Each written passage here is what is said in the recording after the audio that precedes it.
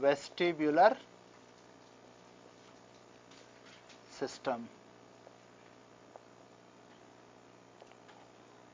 This is basically again special somatic afferent system which is concerned with the balance, posture maintenance, and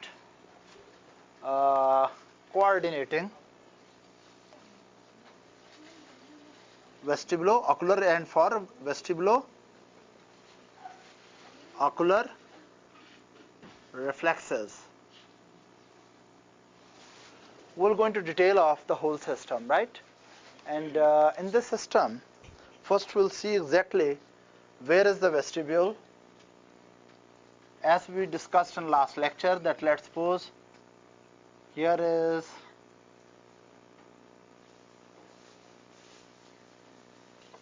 cranial cavity, and here is anterior cranial fossa. Here it is posterior cranial fossa with foramen magnum, middle cranial fossae, of course nose and ears. As we discussed yesterday, this is external auditory meatus, and here it is. After that there is middle ear, and just medial to the middle ear here is cochlear system. Here's cochlear system. Posterior to the cochlear system, here it is vestibular system. There's vestibule, right, on both sides, and with this vestibule there are three semicircular canals. There is interior, there is posterior, and there is lateral. The same way there is interior or superior. Some people call it interior, others call the same superior. Then there is posterior and there is lateral, right? Now, this is the basic structure which is of our interest today, that what is its anatomy, what is its physiology, and what is its histology, and then of course its central connections and their liens along with clinical importance, right? So I will draw this structure in a magnified way. Basically this whole structure consists of, okay, let me tell you both of these structures together, that how exactly they are. Basically in this particular bone, which is called petrous part of temporal bone, this is a network made of bony system, right? We also call it bony labyrinth. Cochlea and vestibular and semicircular system, whole of it is basically network of bony canals, right, and bony pockets. So let me tell you exactly how it is there. Okay, let's suppose this is vestibule. Here is, suppose,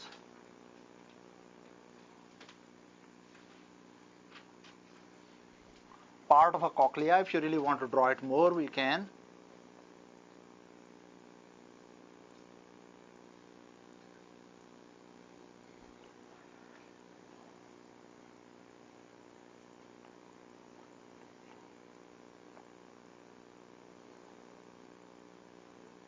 This is a bony canal. This is a box made of bone, right, which is called vestibule.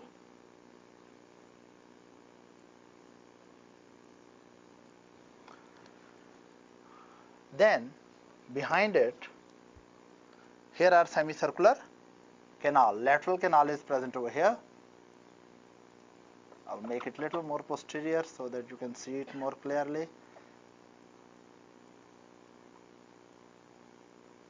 This is present laterally, attached with the system.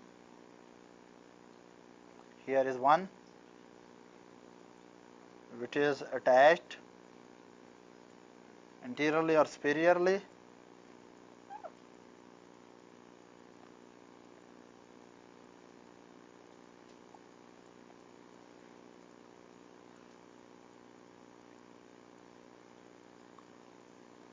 Posteriorly. Now what we really see here,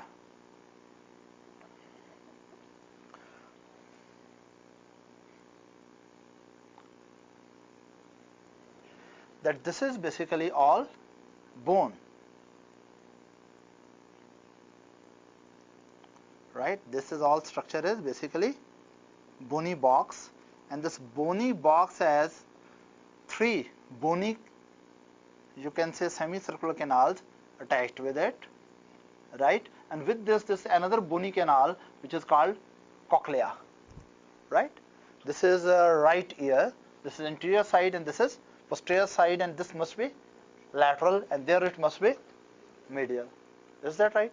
Now, the basic principle in understanding whole this structure is that you just imagine that, let's suppose this is a bony system, right?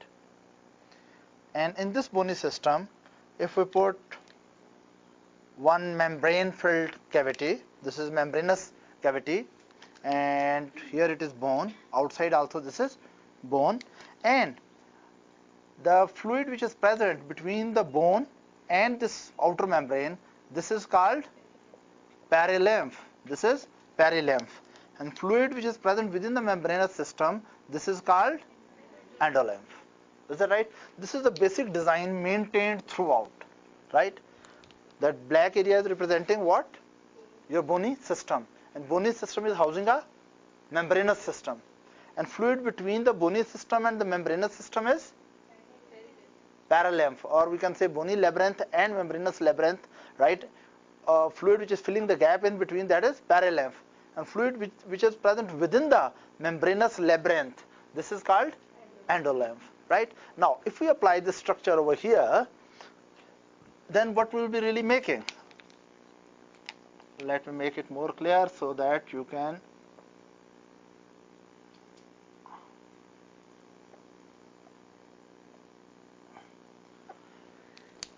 actually from here membranous labyrinth start.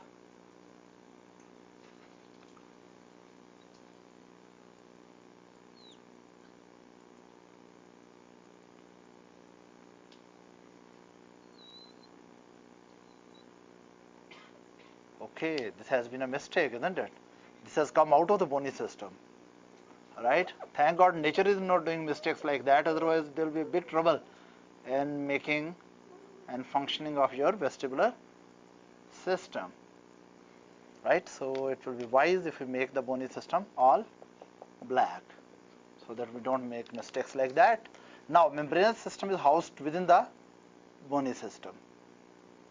Yeah, now it's coming at the right place.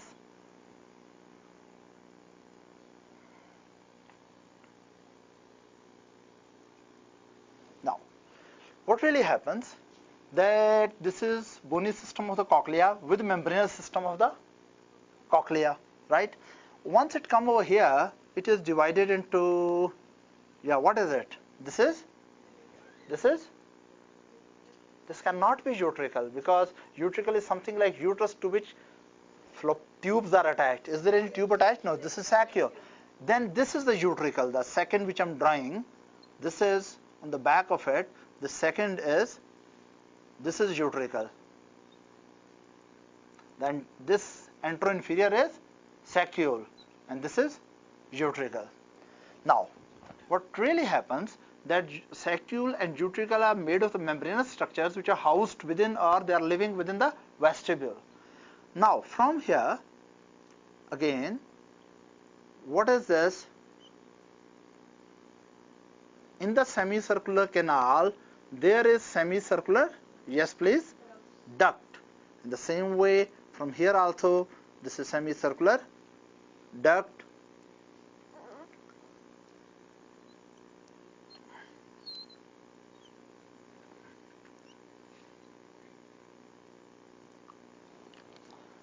Let's enlarge it further.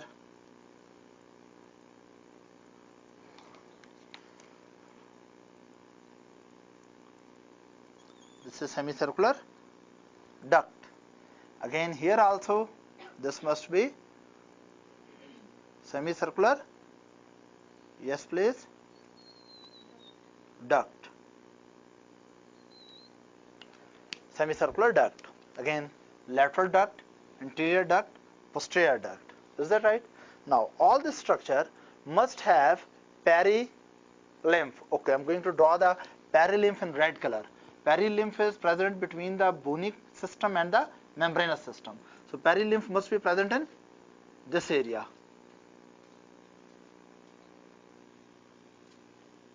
Perilymph must be present in this area, right? It means that perilymph is present, yeah.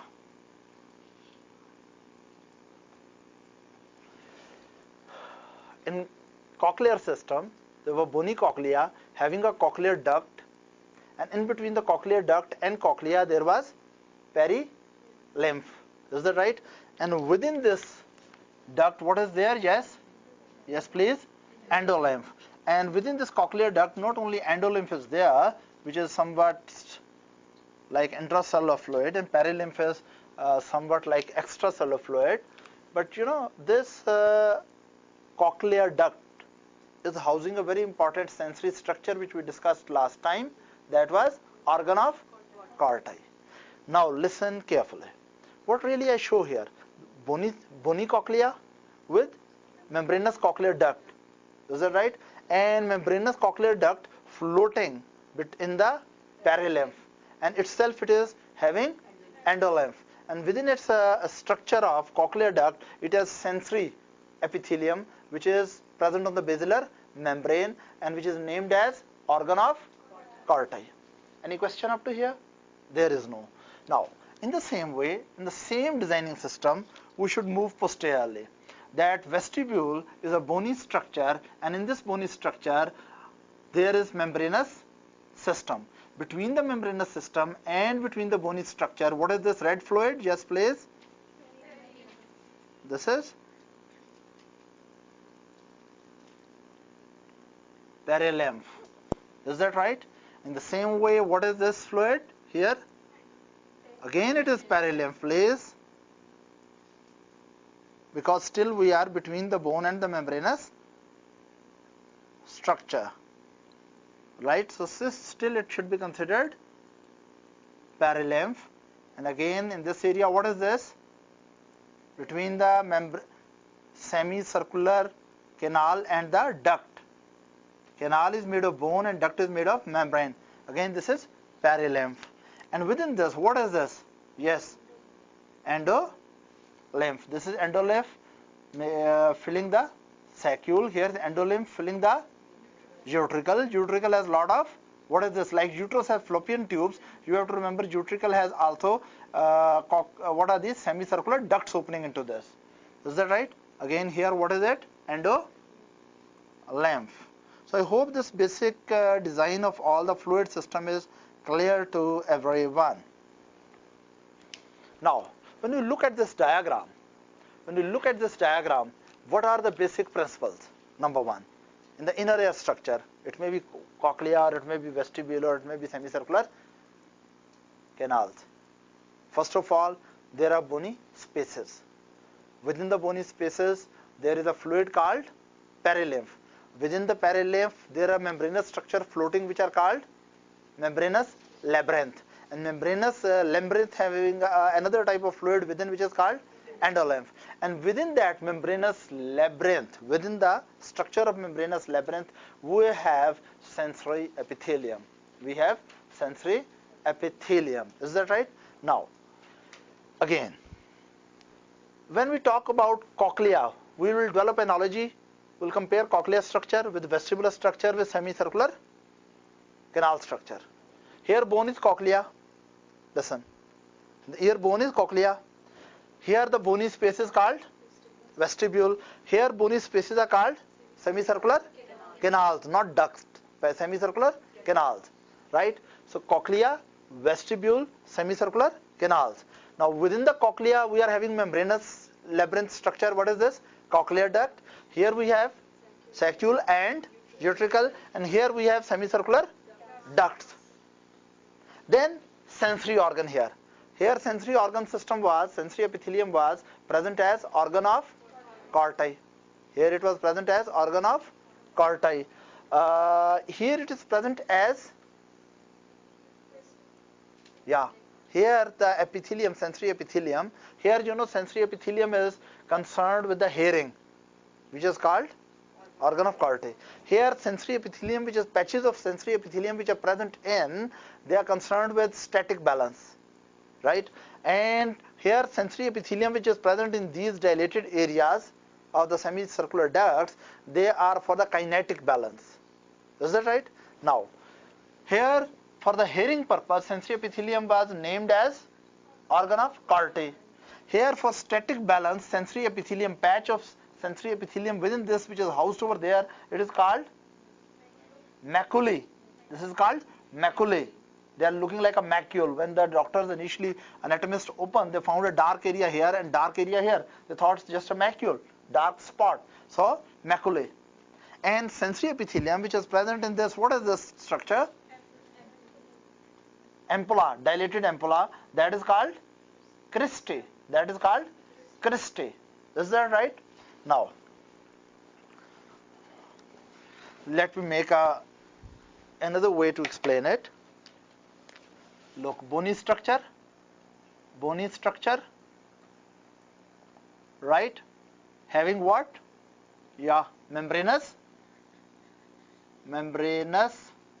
yes, structure. Yeah, what it is having? Sensory epithelium or sensory structure. Is that right? Now, when we go for this, if we say bony structure is cochlea, then membranous structure in this is cochlear, yes please, duct, and sensory epithelium is yes, organ of Corti, right? And what is the function? Okay, we write the function here. Function, this is hearing, audition. Is that right? Now we go to the next structure. Here we put vestibule. What is there? Vestibule. Vestibule is having two membranous structures. What are these?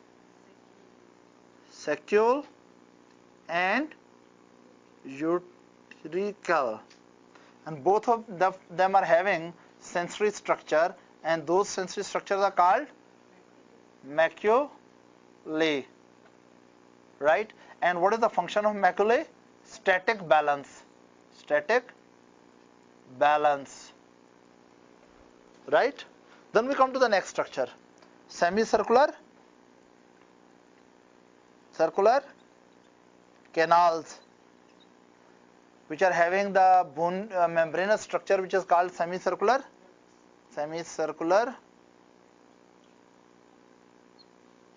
ducts. And semicircular ducts are housing the specialized structures which are called cristae. And cristae are concerned with which function? Kinetic balance.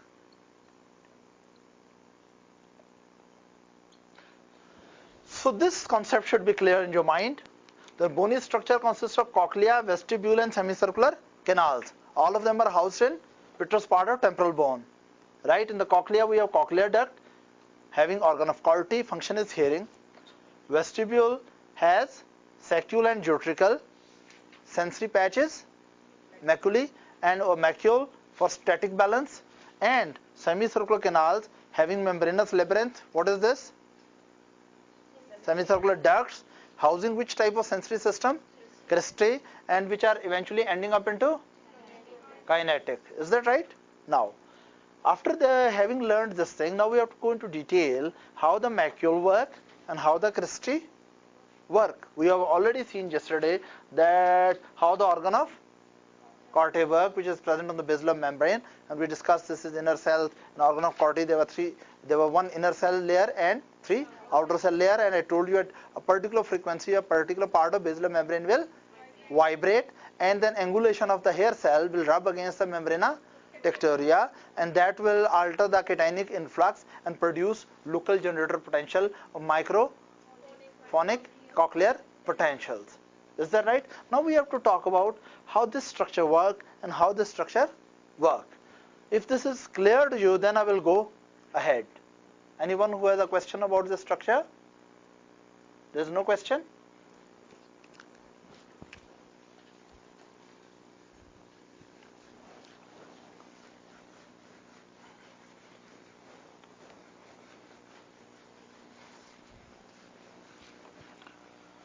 I will go into detail of structure of vestibule.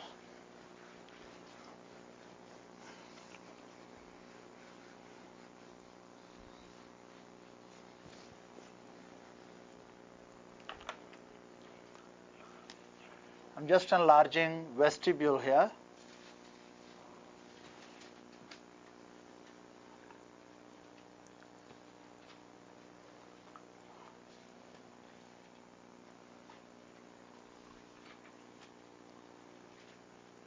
Of course, this side is interior. Here it is posterior. This is to the, if it is the right vestibule, it should be on the lateral side, and here it should be medial side.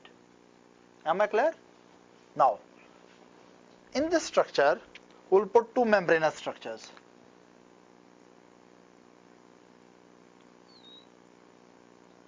This was going to the cochlear communication.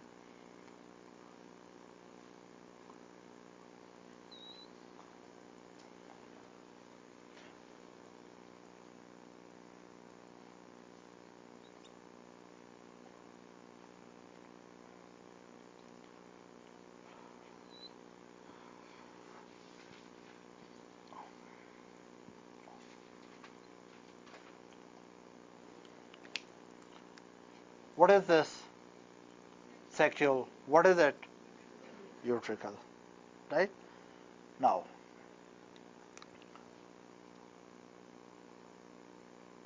saccule, and here it is utricle. The first patch of sensory epithelium is, which is present in the utricle, that is present in the floor of the utricle.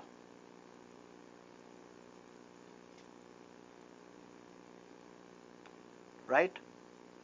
This is sensory epithelial area. I will explain exactly how it is working. Right?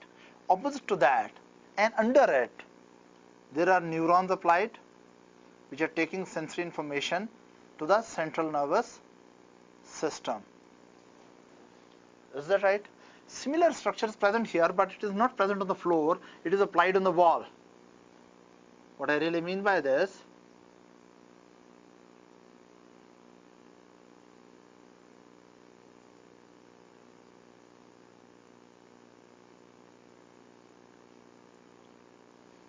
right? And this is present on the wall, and this is present on the floor. Orientation, right? I mean, if this is sensory epithelium, it is plastered on the floor. Here it is plastered on the wall.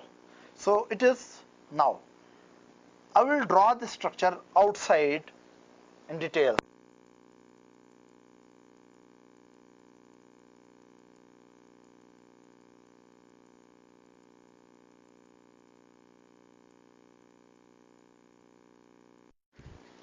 Now, this structure is called macule. We can say this sensory epithelium in the utricle is plastered over the floor, right, or in the inferior wall. And the same, another similar structure, which is also called macule of the saccule, macule present in the saccule, that is present with the wall. This is also collecting, you can say, sensory information from here, nerve, and right. So both macules are connected with the sensory neurons, and these sensory neurons have their cell bodies where? Yes, please. In which ganglion? Of course, please tell me this is vestibular ganglion before I really become totally shocked. Right? So this is vestibular ganglion, and from this vestibular ganglion, there are two group of neurons which are going to the vestibule. One is going to the macule of saccule, other is going for macule of utricle, right? So we can say that these are first order neurons.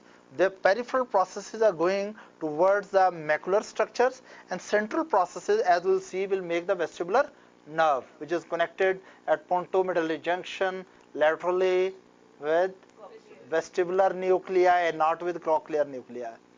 Is that right? Vestibular nuclei. Now, another thing which we have to remember, that similar structure which is present in the, okay, this is lateral semicircular canal. if I make it here,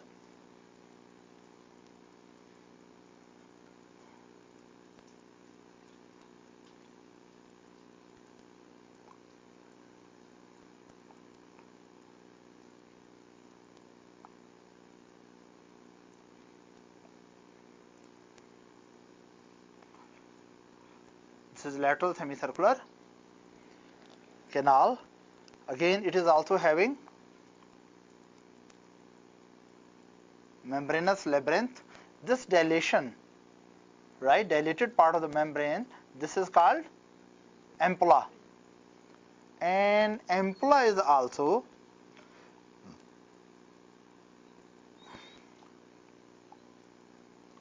I just made one side lateral tube, right, and lateral duct and canal. It is also having a sensory structure here, right, and the sensory structure which is present over here, right,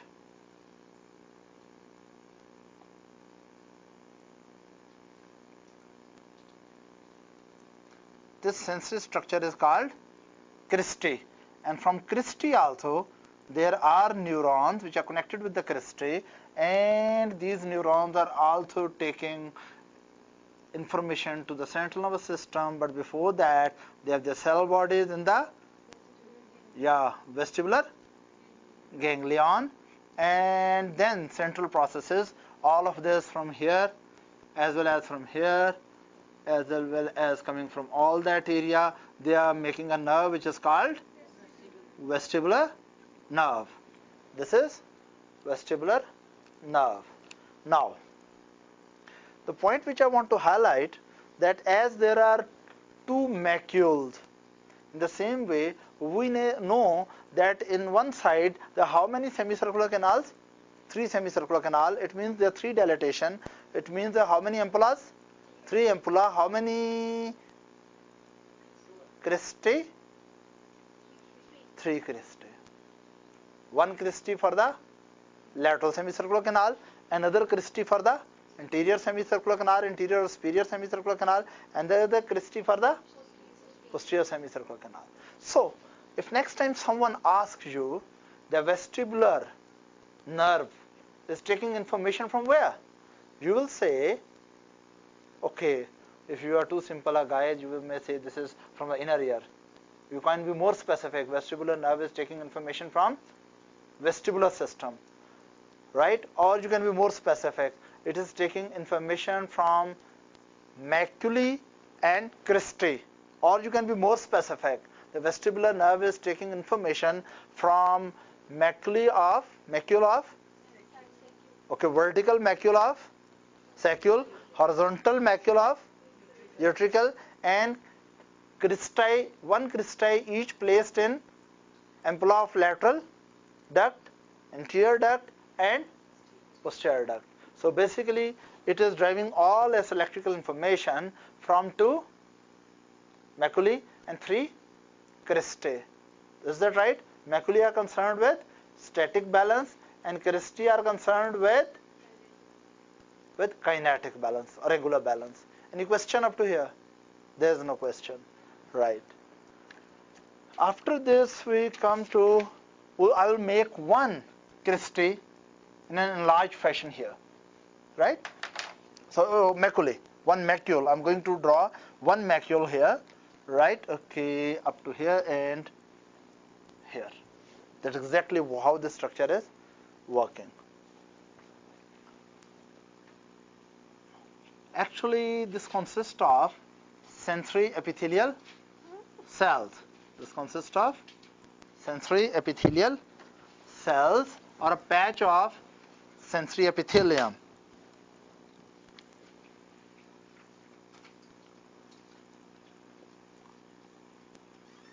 This is, now, first of all, you have to understand these are the cells, these are their nuclei.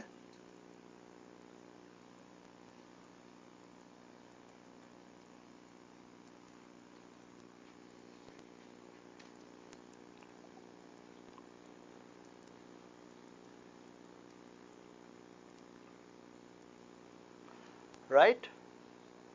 Now, Actually, this sensory epithelium is supported by a special group of cells. And what are these cells? Supporting cells. What are these cells, please? Supporting cells. So there's supporting epithelium which is supporting the patch of sensory epithelium. Now, these are the tops of the sensory cells.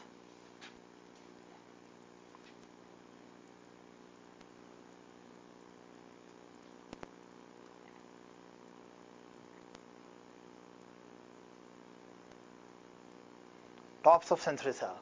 The top of this, now you have to understand here, they are having hair processes. First there is a line of long hair processes, right? Then it is followed by line of shorter hair processes. Then further shorter.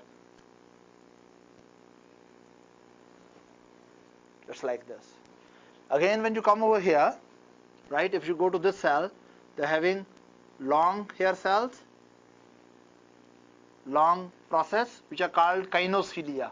These long cilia are called kinocilia. Then there are shorter, which are called stereocilia, and as you keep on moving from this side, they are getting shorter, right? And this all structure is like that.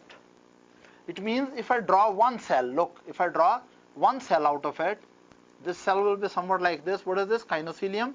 Then there are smaller, yes, stereocilia, right? And every cell is like that. So what we can say, all of it is having cilia over it. Longer cilia are called, yes please, kinocilia, and shorter cilia are called stereocilia. Now, once you understand the structure, that this epithelium which is having so many cilia over it, right, structure of cilia is again sensitive, that bend on one side. When these cilia bend one or the other side, that alters the cationic ion movement across the cell membrane. I will explain it exactly again. Here the movement is of the potassium, and potassium normally moves inside out or outside in? Inside out, because cells are rich in potassium, cells are bags of potassium. Is that right? Now, if I make one cell over here large, how this is going to work? So this is kinocilia. What are these? Stereocilia. Right? Actually, we say that when these stereocilia move, bend towards the kinocilium, cell undergo depolarization. Actually, here there are potassium channels. Here there are potassium channels. Now, actually, all the time there's some potassium efflux is going on. You know, sodium potassium ATPases are constantly pushing the potassium into cells, and some potassium is leaking a little bit out. Now, when they will move towards the kinocilium, rate of potassium loss will be reduced, potassium will be trapped in, and resting membrane potential will move towards depolarization. And if it moves to the opposite side, potassium efflux will increase, cation losses will be more, and cell will become more electronegative, and now it will go towards hyperpolarization. It means bending towards the kinocilium produces depolarization, and bending away from the kinocilium produces hyperpolarization. This is how local potentials are altered. But the question is this, that what makes these cilia to bend? What makes these cilia to bend? Answer is that on these cilia there is a carpet of a jelly-like material. There is a carpet of jelly-like material here. It's a jelly-like material.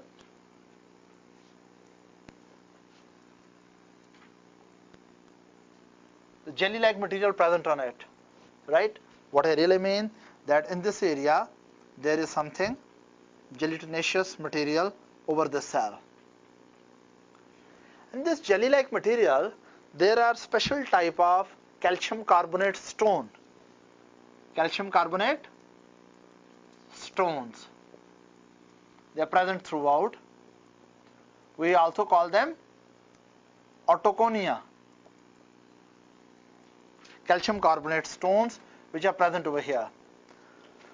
Now listen carefully exactly how it works. Attention please. Right now we are concentrating maculae which are present in my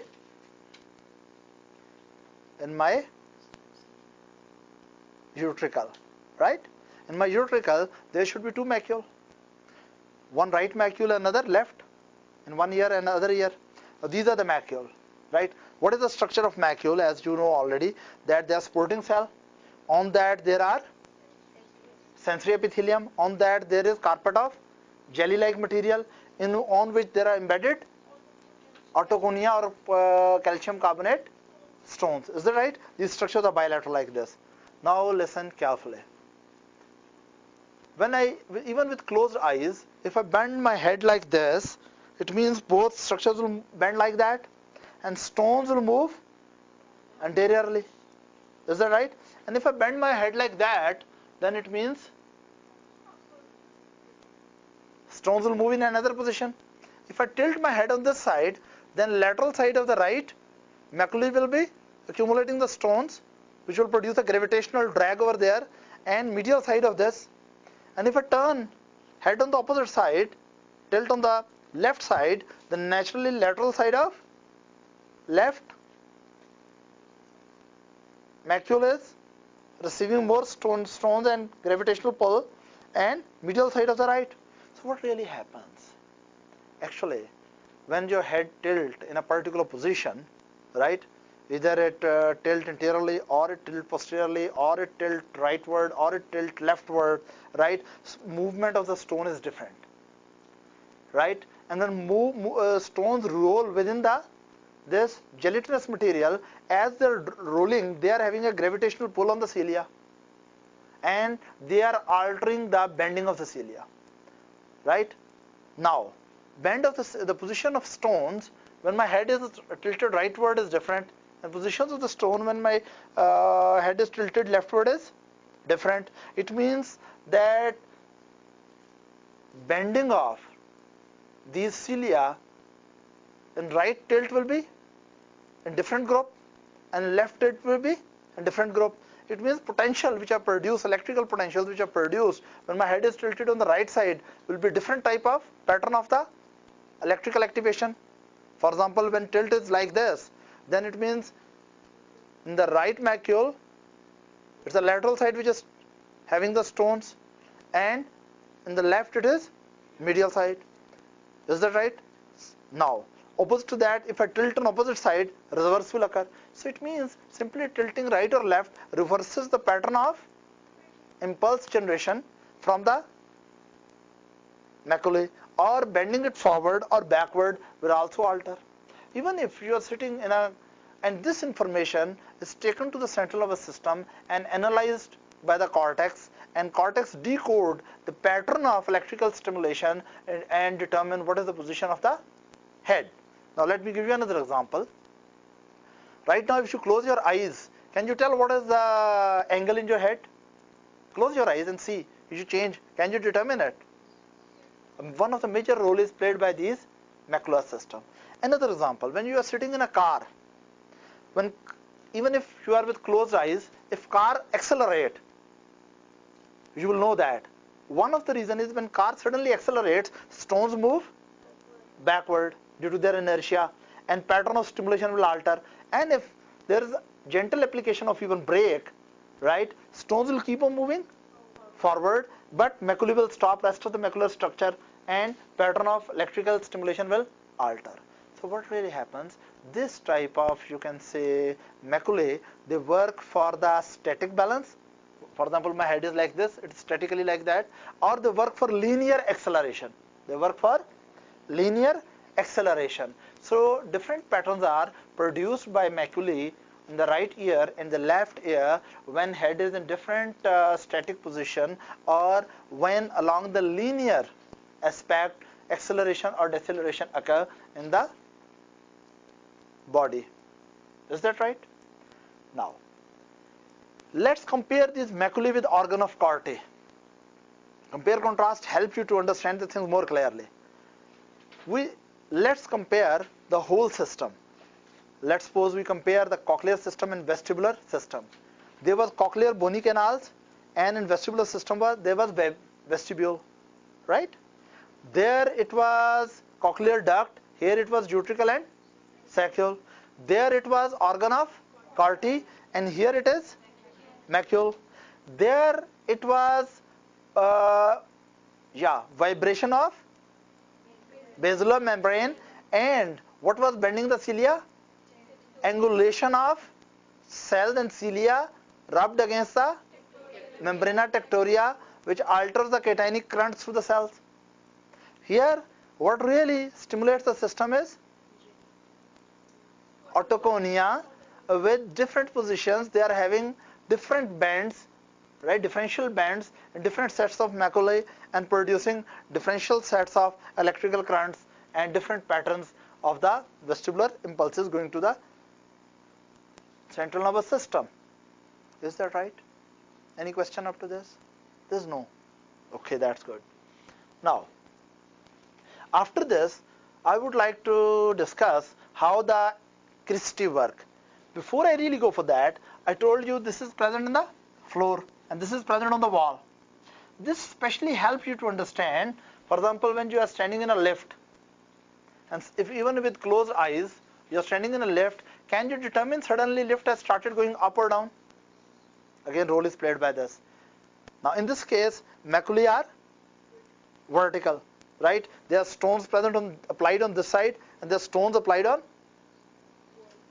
walls, right? Now, what really happen? If suddenly lift start going up, stones will come down, right? So lower cells will stimulate it more than the upper, and change in pattern will help us to estimate that lift is going upward or downward. Or suddenly, if lift stop with a jerk, then what will happen? Stones will move up now, and pattern of electrical potential generation is again altered. Is there any question after this? There is no, right? So that is why one set is on the floor, other set is in the wall. It is for anteroposterior tilt as well as sideway tilt, and this especially helps you in vertical axis, linear acceleration and deceleration. Any question here? Right? Now we come to the function of, what is this? Cristae. How the cristae work. Should I draw of course, one thing which I did not show you. Here was your, what were these coming? Connections. They were attached here, and from here they will take the electrical impulse. Right? So this is basically the structure of, yes, maculae. Right? Now we will talk about how the cristae work. I will concentrate on the cristae of the right lateral duct, semicircular duct.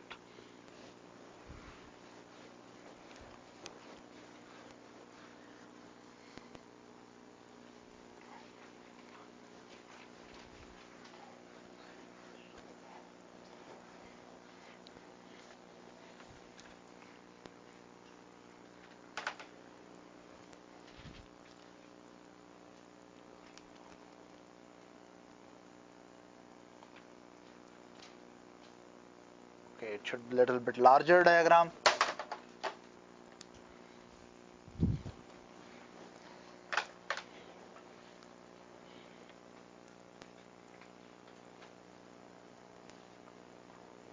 Suppose it's your head. You have ears on the side, of course. Few here are there. Now, what really happens if we talk about the lateral semicircular canal? It is something like this. It is out of proportion I'm making.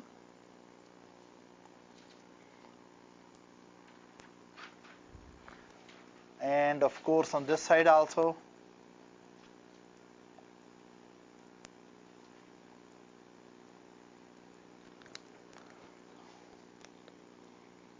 What was this? Ampulla.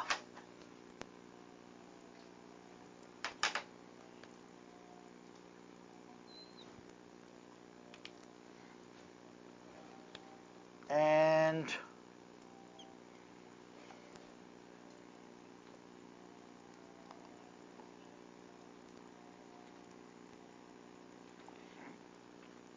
now if I give you one basic statement, when this person suddenly moves his head on the right side, as I told you, there are three sets. There is superior anterior set, there is posterior set, and there is lateral set, right? And whenever in the air you are rotating in the space in any angle, right? The cristae are three cristae on the right side and three cristae on the left side. They are producing the pattern of action potentials which are different for every different angulation, and that is computed by the central nervous system to determine your exact head orientation within the space. Now let's see how basically cristae work. In fact, one thing is that whenever you rotate head suddenly rightward, right, what will happen? That inside it is having which fluid? What fluid is present inside? Endolymph. Naturally, here is also fluid which is called endolymph. If you suddenly move your head on this side, fluid may not move that fast, right? And fluid will move in opposite direction. Is that right? Now, this fluid will produce drag on the sensory epithelium. Here, this fluid movement will produce a drag on the sensory epithelium. The sensory epithelium is present here, and this sensory epithelial cells, they are present like, again, kinocilia and stereocilia. The point which you have to remember is, again, okay, let me draw it in a large way. This is a right side and here it is left side. If you move your head, here is your nose, suddenly on the side, right? One thing you have to remember, when you move head rightward, this right side will be stimulated. It will be depolarized. If right side is going to be depolarized, it means stereocilia are bending towards kinocilium. Now let's suppose this epithelium is like this and here is kinocilium. Okay, first here is a stereocilium and in the end there is kinocilium. Then again there is a stereocilia system and the end there is kinocilia. Stereocilia system and the end there is kinocilia. Now over this there is a jelly like material which is making a cap like thing, and this cap is called copula. This blue cap is called. So there is sensory epithelium, right, which is covered by copula, right, and here is the fluid. Now when head will suddenly move to this side, fluid will move on that side, and relative to these things, when head, as ducts will move like this, fluid will be having some inertia and it will drag towards that side. So it means that these stereocilia are bent towards kinocilia. If the stereocilia are bent towards the kinocilium, it means this area will undergo depolarization and neurons which are present over here, impulse traffic will become less or more? More. So it will be stimulated. Is that right? Opposite to that, if you talk about this thing, right? Of course, when you're moving your head like this on the right side, there's movement, there is electrical alteration, electrical pattern generator generation alteration in the right lateral duct as well as left lateral duct. Now, in the left lateral duct, what really happens that these structures are present like that.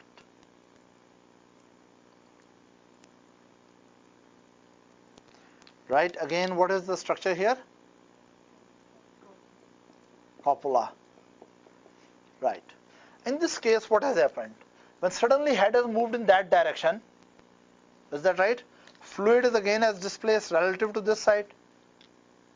When this will displace to this side, it means stereocilia will be bending towards kinocilium or away? Away. Stereocilia bending away. If stereocilia are bending away, potassium loss is more, and this is undergoing hyperpolarization, and rate of impulse generation here is undergoing progressively less. So what really happens, again, when you suddenly move your head rightward, Christie in the right lateral semicircular canal is stimulated or depolarized, and Christie on the left semicircular canal is hyperpolarized, right? Basic principle is what? That whenever in space your head is having angular movement, the rate of movement of fluid within the semicircular duct alters. That alters the bending of the Christie within 3 Christie on right side and 3 Christie on the left side. When rate of bending of different Christie in every different angular position alters, that alters the rate of firing by different Christie. Is that right? Here we have taken an example that if you start rotating on this side, then right semicircular canal Christie will be stimulated and left will be inhibited. But if I suddenly stop and then if someone else start rotating in opposite direction, then this will be stimulated and that is inhibited. It means if I'm standing like this on, let us suppose, a plater, and suddenly it started rotating right side, this will get stimulated, depolarized, this will become hyperpolarized, and this information will be computed by central nervous system as I'm rotating right direction. But if you suddenly stop and fluid keep on rotating, then what will happen? The Christie will bend in opposite direction, as if I'm rotating to the left side. Is that right? While I was rotating right side, initially membranes will move faster than the fluid. Gradually fluid will catch up. Is that right? And when fluid will catch up, then as whole system is revolving, fluid and membranes will revolve at the same rate. If suddenly you stop, fluid will keep on rotating, and that will make as if you are moving in opposite direction. Is that clear? Now, after this understanding, what we really see, you understand what is Christie. Christie is specialized epithelial sensory system present in the ampulla of semicircular ducts, right? It is having innervation which is taking sensory information towards the vestibular ganglion, and from there to the vestibular system to the central nervous system, to the vestibular nerve. They consist of supporting cells, which I have not shown here. With that, there are sensory epithelial cells. At the top of the sensory epithelial cells, there are kinocilia and there are stereocilia, right? Here, the drag is produced by the movement of the fluid which bends the copula, right? Now, again, we compare inner ear structure at 3 levels: at cochlear level, at vestibular level, and at semicircular canal level. Interiorly, now you have to think, this is suppose cochlea, here it is vestibule, here it is semicircular canal. In the here bony system is cochlea, in the here bony system is vestibule, then bony system is, okay, I will just make a simple diagram, just recap all of it. Here it is cochlea, here it is vestibule, here it is semicircular canal. Now, here bony system is, here bony system is, and here bony system is canal, semicircular canal. Here, again, the membranous labyrinth is cochlea, cochlear duct. Here, membranous labyrinth is cochlear duct. Here, membranous labyrinth is saccule and utricle. Here, membranous labyrinth is semicircular duct. Here, sensory epithelium is organ of Corti. Here sensory epithelium are maculae. Here sensory epithelium are Christie. Here stimulation is by the sound. Here stimulation is by the static balance or gravitational pull or linear acceleration. Here stimulation is by dynamic balance or by the angular acceleration. Right, come here. In cochlea, there are hair cells. Again in maculae also there are hair cells. And even in cristae also there are hair cells. Right? But exactly how mechanical energy is transformed into electrical energy. In case of organ of Corti, there is vibration of basilar membrane which rub the cilia against the tectorial membrane, and this stiff tectorial membrane bends the cilia and produces generator potentials or local potentials. Here there is otolith system, otolith organ. What is otolith system? That there is sensory epithelium with jelly-like material with some autoconia or calcium carbonate stones. Right? Here static balance alteration will actually move the stones or autoconia, and this movement of autoconia will alter the degree of bending in maculae, and that will alter the rate of impulse traffic, right, in the vestibular system. And in this case, in the cristae, what really alters? Movement of the fluid, which bends the copula, which eventually bends the cilia. Am I clear? Now, about vestibulocochlear nerve. Vestibulocochlear nerve has cochlear division and vestibular division. Cochlear division is connected with spiral ganglia. Vestibular division is connected with vestibular ganglia. Cochlear division eventually connected with the organ of Corti. Vestibular division connected with two maculae which are in the saccule and utricle, and three cristae. Is that right? One cristae for lateral semicircular canal, one interior or superior, and one for posterior. Is that clear? Now, again, as the cristae produce impulse and the lateral semicircular canals, in the same way they also produce impulses in anterior and superior, anterosuperior you can say, and posterior system. Is that right? One thing which I want to highlight is that all these semicircular canals, not canals, rather I must say ducts, semicircular canals and ducts, right, they are opening into, all the semicircular canals are opening into vestibule, and all semicircular ducts are opening into utricle. Is that right? If I make saccule here, as I made initially, and cochlea was like this was cochlear duct, this is saccule, and what is here now? Vestibule. Not vestibule, this is utricle. In the utricle, now I'm going to make semicircular ducts. The point which you have to remember, lateral semicircular duct has two independent openings. Right?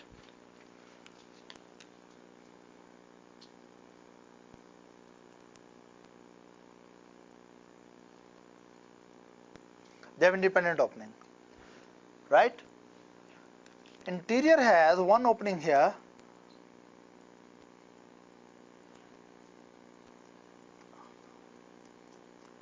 Other opening is shared with the posterior one.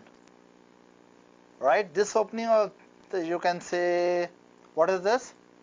Superior or interior, and this was for the lateral. Lateral has two independent opening. Superior has one opening and one shared opening. Right? And in the same way, this posterior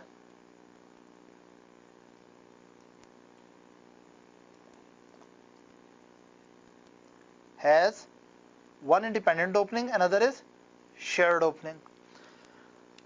These were your structures which were called, yes please, cristae. Of course, having special thing over it. What is this? Copulae. Is that clear? Any question up to here? So, if we make vestibular nerve here, right, and of course we should not forget, there was one thing here. What was it? And what was this? Right? So how many divisions should come from this side? Okay, let's make it red. Two connections with the macule. And how many connections with the cristae? one connection here, one connection here, another connection here, and this is all the information which is going to the central nervous system to be computed, right? So that it can compute what is the level of the head or posture of the head, position of the head, and is there any linear acceleration or not, or is there any angular acceleration or not.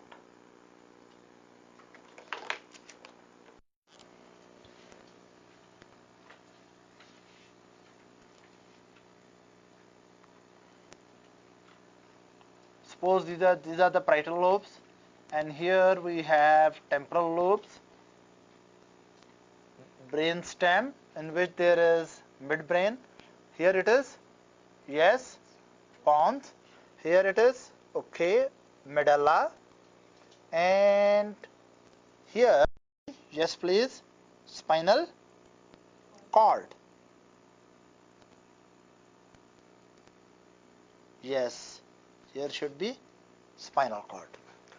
Now you already know that vestibular apparatus is present on this side, vestibule with lateral semicircular canal, and with anterior and of course united with that there is posterior, right? In the same way there is a here should be lateral semicircular canal system, is that right?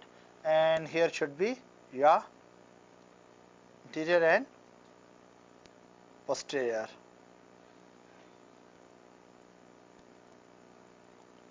Now what we really know that vestibular, you know, there are macules here.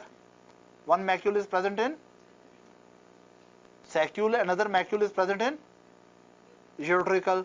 So fibers are coming from both maculae, as well as they are coming from, yes please, from, what are these? Cristae.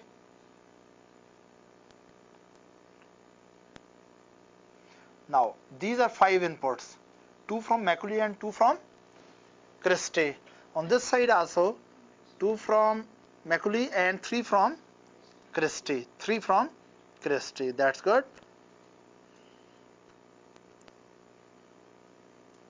Now all these, when they are put together,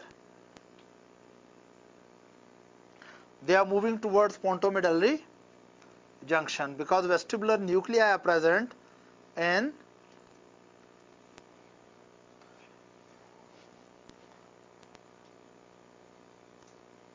junction in upper medulla or at pontomedullary junction.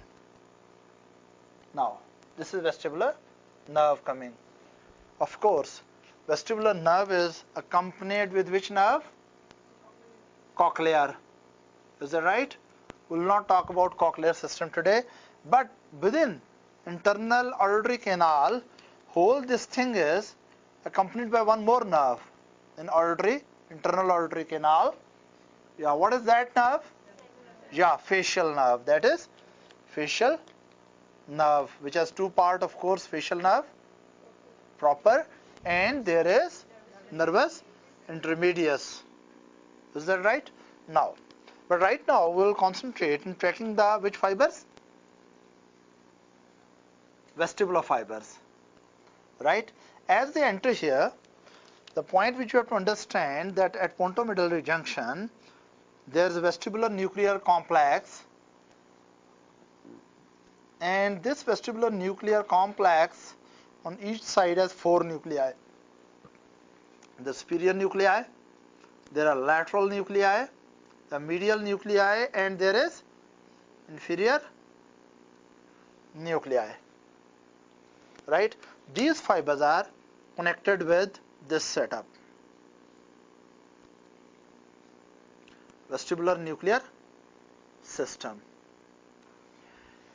right? Now this vestibular nuclear system, because they are going to maintain balance and posture, and one of the very important system concerned with the balance and posture is your cerebral system. That is your cerebral system. In the cerebellum, especially in the lower part of cerebellum, there is a special area which is called flocculo. Very good, excellent. Flocculonodular lobe. Is that right? It is one of the most primitive part of cerebellum. It is one of the most primitive part of cerebellum. Some of these fibers can go directly to flocculonodular lobe, and this group of fibers which are going to flocculonodular lobe, this area is called juxta-restiform body. Juxta-restiform body. This group of fibers which are going directly to the flocculonodular lobe. One thing which I also want to highlight, that cerebellum has its own nuclei. One of its nucleus is fastigious. Have you heard of it? Fastigious. It is again one of the most primitive nucleus, fastigious, and these fibers have two-way connection. Especially this nuclear system has two-way connection with fastigious. The nuclei have two-way connection with fastigious.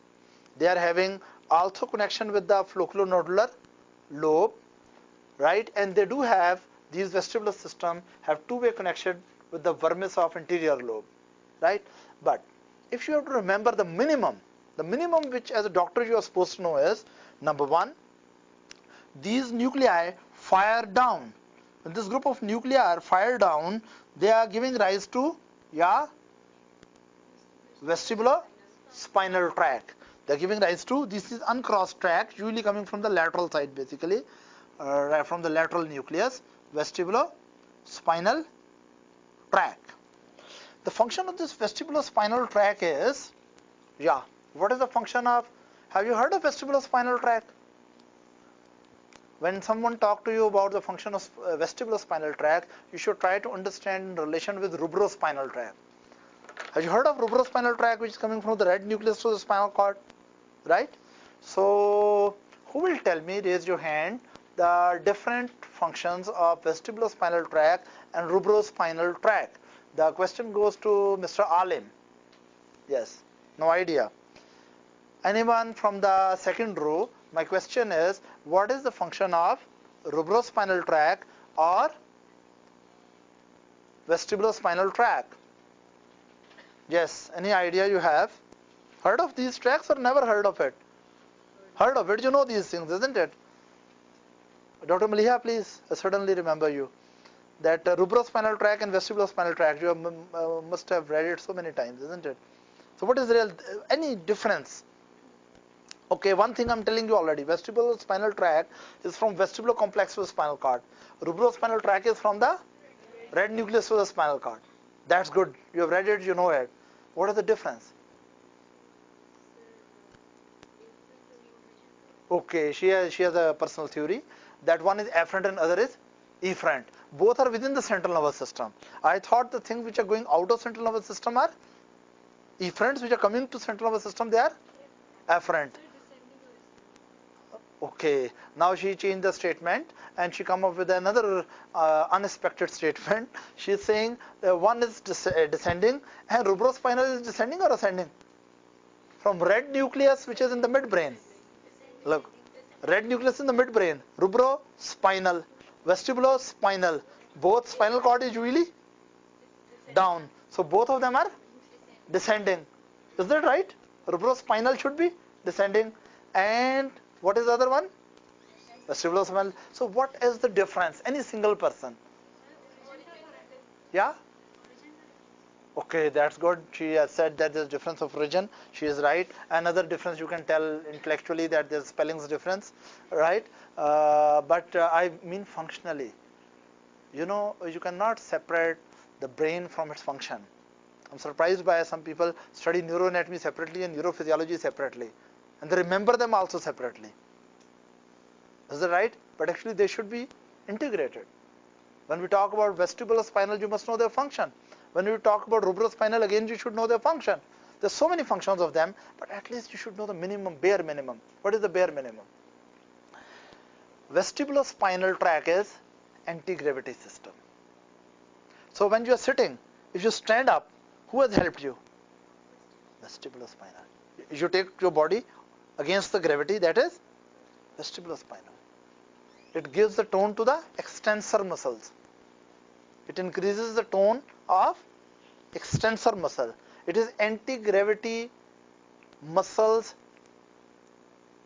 stimulator. Is that right? So when you are lying down on the bed and you suddenly stand up, who has helped you? Apart from many other neuronal connection, there should be definite role of vestibulospinal. And when from standing position you go for sitting, this is rubrospinal. It's so simple. So when you're sitting on the chair, right? You know there are pyramidal pathway and there is extrapyramidal pathway. Pyramidal pathway are basically considered functionally corticonuclear and corticospinal pathways, right? Which are working as a voluntary movement control. And extrapyramidal are other pathways. Vestibulospinal and rubrospinal are part of pyramidal system, extrapyramidal system. They're part of extrapyramidal system. Extrapyramidal system is supposed to adjust the tone and posture and background tone for the voluntary movement. So when you are sitting on chair, if I ask you to stand up, you are taking help of vestibulospinal. And if you are standing and you sit down, this is rubrospinal. So right now all of you stand up and say vestibulospinal. Yes, just stand up, it doesn't matter. Yes, so that you remember in your lifetime. Yeah, vestibulospinal. Is that right? What is this? Vestibulospinal. Now it is rubrospinal. Once again, please. This is? Yes, yes. There's nothing bad. You'll remember at least. You don't want to stand. Okay, yes, what's bad in remembering? At least you will. What is this? Vestibulospinal. And sit down. Rubrospinal. Is that right? Now when you go home, you see someone standing from the chair, it is helped by vestibulospinal. And when someone from standing position relaxes down on the comfortable chair, it is rubrospinal. This is so simple. Okay, from here I remember something else also. There is one track, descending track, which is specially concerned with very fine movement. You can write, you can type, you can do very fine movements of the finger. Which track is usually concerned with very fine movements of your finger? Good students should know that. Corticospinal. It's so simple, corticospinal, right? And then there is another track which specially helps the movement of these wrist movement. You try it. It is different than the fingers movement, right? Fingers movements are controlled by different, you can say, pathway. That is corticospinal. If you are doing wrist movement, is that right? Especially, and these are assisted by, of course, corticospinal do have a role in wrist movement, but another pathway is assisting it. So what is that? Wrist movement. Of course, it must be extrapyramidal. What is that? Please tell me rubrospinal. Rubrospinal is concerned with the wrist movement. Corticospinal is concerned with the fine finger movement. Right? As you in the CNS you descend downward, tracts are controlling more proximal musculature. As you go upward, tracts are controlling more distal movements. A very basic principle for all your life. Corticospinal should be controlling very distal and very fine movement. And vestibulospinal should be controlling relatively gross movement. Anti-gravity movement is a very fine movement or gross movement? It's a gross movement. If you lift your body off the ground, it's not a very fine movement. Is that right? But if you are playing with your fingers piano, that is really fine movements, right? So now you come back. So we were talking about what is this? Vestibulospinal tract. So what's vestibulospinal tract is doing? From vestibular nuclei, they are taking the information down to spinal cord, and at every level of spinal cord, they are having connection with the alpha motor neurons which are going out. And which alpha motor neurons, especially vestibulospinal pathways, specially facilitate the extensor or anti-gravity muscle, and they inhibit the flexor muscles, right? So they help you to achieve erect posture. Is that clear? Thank you. Now we can talk about this one very important function of the vestibulospinal tract. That is why, because it is concerned with the balance, it should be in relationship with the vestibular nuclear concept is concerned with the balance, right? So naturally it should be in contact with the muscles throughout the spinal cord, and it must be in contact with the balance sensing apparatus right? Static balance and kinetic balance sensing apparatus, and then it should be connected with the cerebellum, right? Now, so it fires down as vestibulospinal. It fires back as vestibulocerebral pathway or cerebello-vestibular pathways, especially with flocculonodular lobule, and with that, especially in fastigious nucleus. Is that right? Now we come to another thing. Then they have to fire up. Then they have to fire up through medial longitudinal fasciculus, right? Which may be crossed as well as uncrossed. Yeah, they are concerned with what? Nucleus of third nerve, fourth nerve, you remember something like that? And yeah, sixth nerve, nucleus of sixth nerve, right? These connections cannot work without input from the vestibular system, because this pathway, right, which is coordinating, you can say,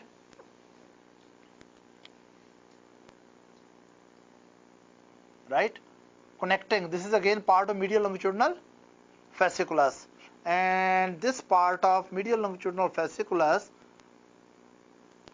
right, which is supposed to connect one abducent system with the contralateral oculomotor system, right? This helps in conjugate movement of the eyes.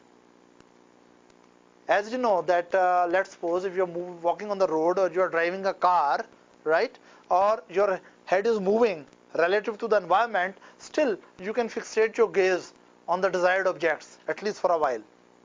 What really happens, that basically as your head is moving, the movement of the head information is going to the central nervous system, especially in the vestibular nuclei, and nuclei will analyze the rate of movement, and according to that they will adjust the firing of oculomotor, trochlear and abducent, so that extraocular muscles of eye will readjust their contractility, so that in spite of movement of the head, gaze should be kept stable or fixated.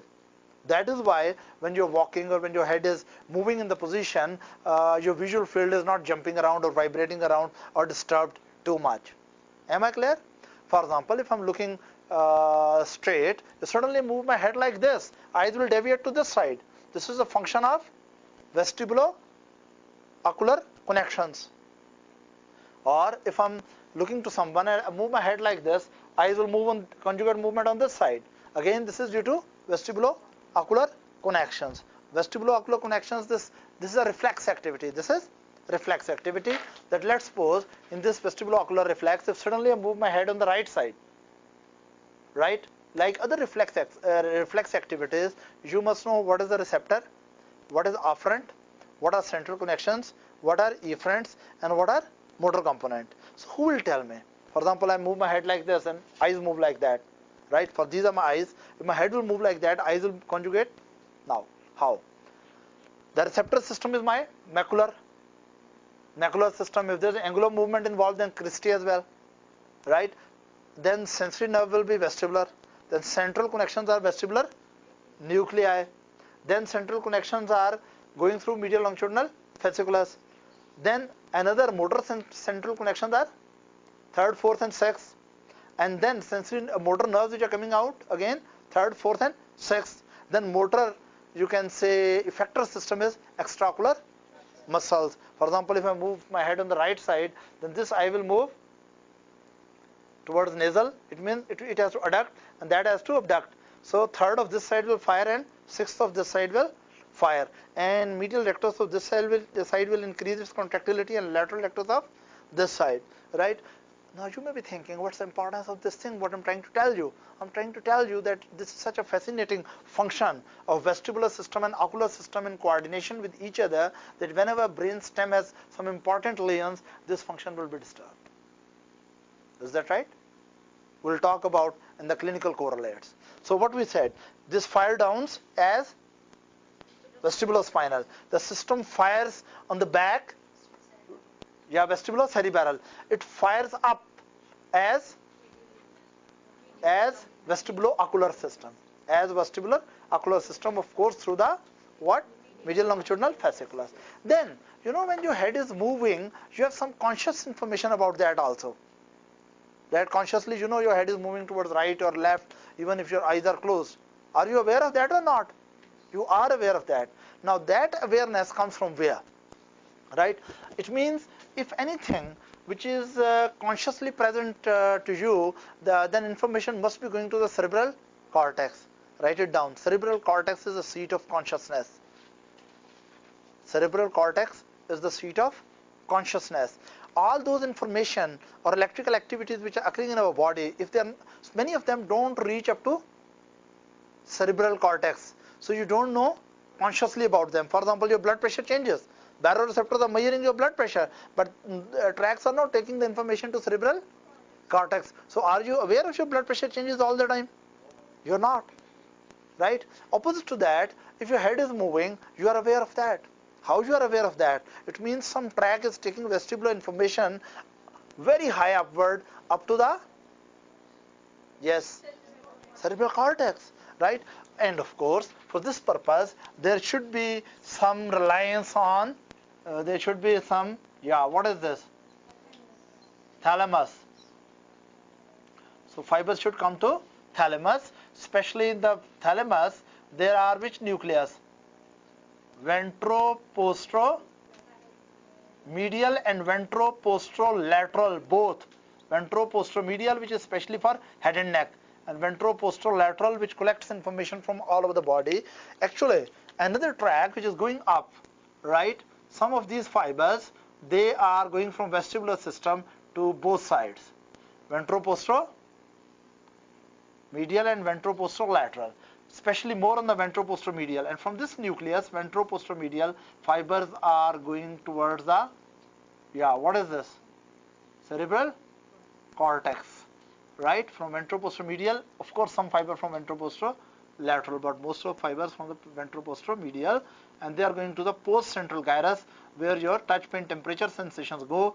That area which receive touch, pain and temperature from head and neck, near that there is an area which receives in the parietal lobe, there is an area which receives the information about the sense of position. Is it clear? Now we can say that vestibular system, first of all, major input. What are the connections to vestibular system? Let's talk about vestibular nuclei, right? Number one, vestibular nuclei are receiving information from vestibular nerves, right? Some people believe even there are vestibular nuclear system as efferents which are going to the maculae and cristae and readjust their firing rate. We'll not go into detail of that system, but more important is the afferents coming to the vestibular nuclear complex. From here, the vestibulospinal, which are adjusting posture in the body, especially facilitating anti-gravity muscles or enhancing the tone in extensor system. Is that right? Then they are also connected with the medial longitudinal fasciculus with third, fourth, and sixth, and here they are doing which function? Vestibulo-ocular coordination, so that visual fixation of the conjugate movements of eyes and fixation of the gaze is maintained well. When your head is moving, your visual field is not disturbed too much. Then fibers are also going to the higher center, very high, it is firing very high up to the cortex through the thalamic nuclei, ventropostromedial and ventropostrolateral. So we can say it fires down, it fires back, right? Fires down to spinal cord, it fires back on the cerebellum, it fires up to vestibulo-ocular system and fires very high up to the vestibulo-cortical system, vestibulo-thalamo-cortical system. Is there any question? If someone asks you what are the important inputs and outputs of the system, right? Mainly the input which is coming to vestibular nuclei, number one, is from each other. Information from this side may go to that side, information from this side may go to that side. It means vestibular nuclei are also connected with each other and they are consulting information with each other. Number two, they are receiving information from flocculonodular lobe. Thirdly, they are receiving information from vermis of. Another way to draw this diagram is that let's suppose, okay,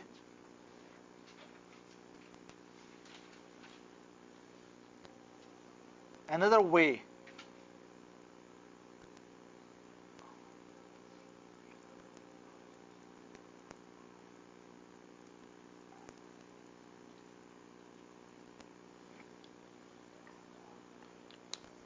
Now, this is vestibular nuclear complex.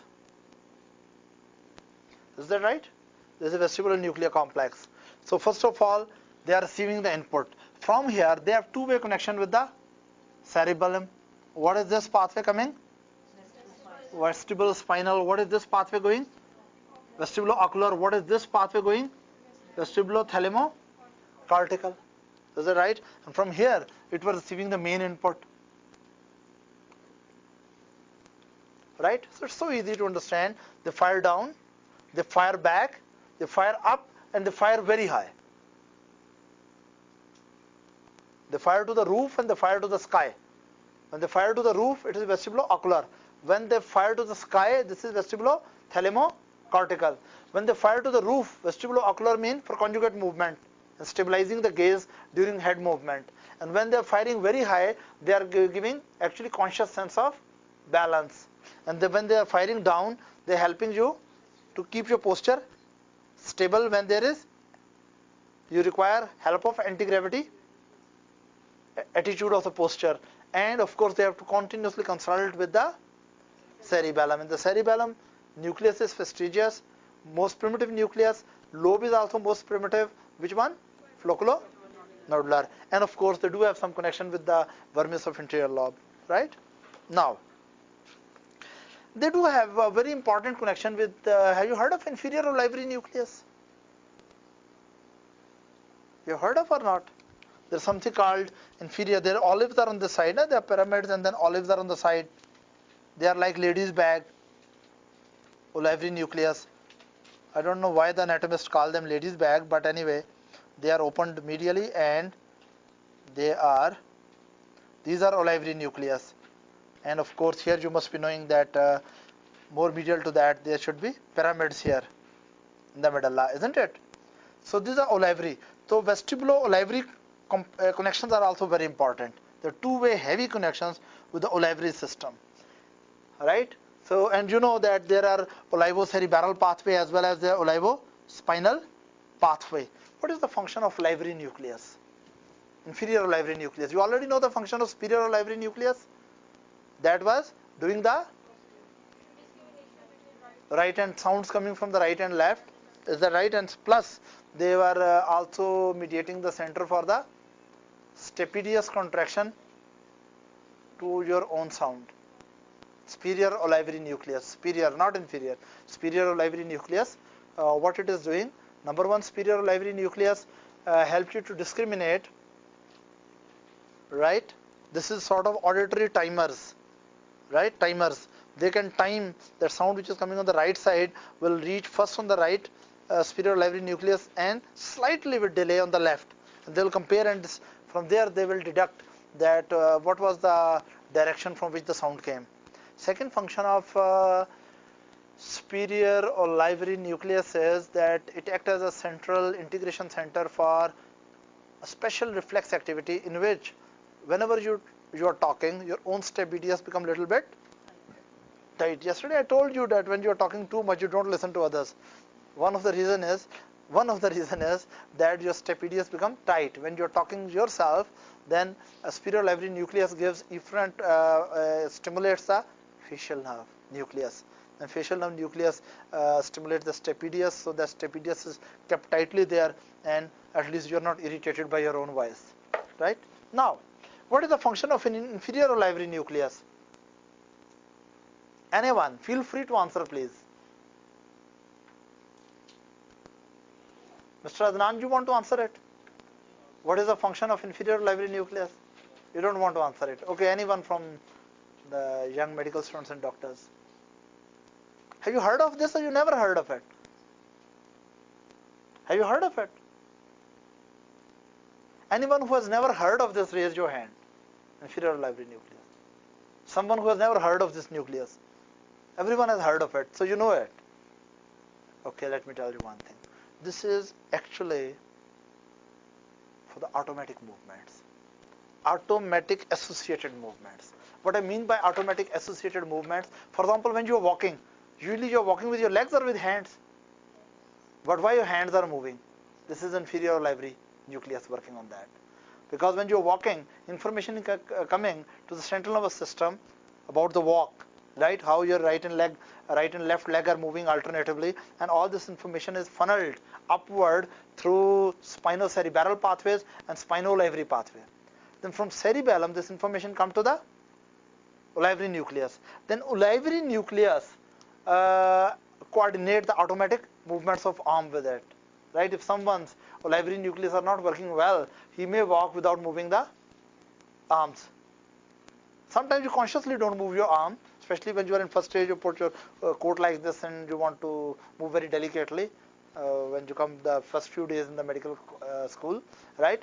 But what I'm talking about, that if you are allowed to move freely, right, you have certain associated automatic movements. As I told you, you walk with your legs, but you tend to move your arms for special balance keeping. Is that right?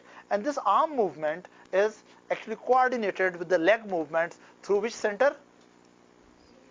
Inferior olivary nucleus. Please don't confuse this inferior olivary nucleus with the superior olivary nucleus, which is nucleus in the auditory system, and it has nothing to do with that nucleus. Am I clear? Okay. So. Now we come to some vestibulo-ocular reflexes. Have you heard of doll's eye reflex? What is doll's eye reflex? Which doll? Barbie doll? What is doll's eye reflex? What is the difference in your eyes and doll's eyes? Okay, tell me. Does the doll have vestibulo-ocular system? Hopefully not. Most of the dolls. Is that right? They're made of plastics, right? So what really happened? Look here. If, for example, you just assume, it is just an example, that, for example, I'm like a doll, male doll of course, right? I'm standing here, and if someone moves my head like this, eyes will go along with that. If someone moves my head like that, again eyes will automatically go with the head. You just imagine there's a head in which there are eyes made of stone, statue. If you move the head of a statue, will eye move reflexively or not?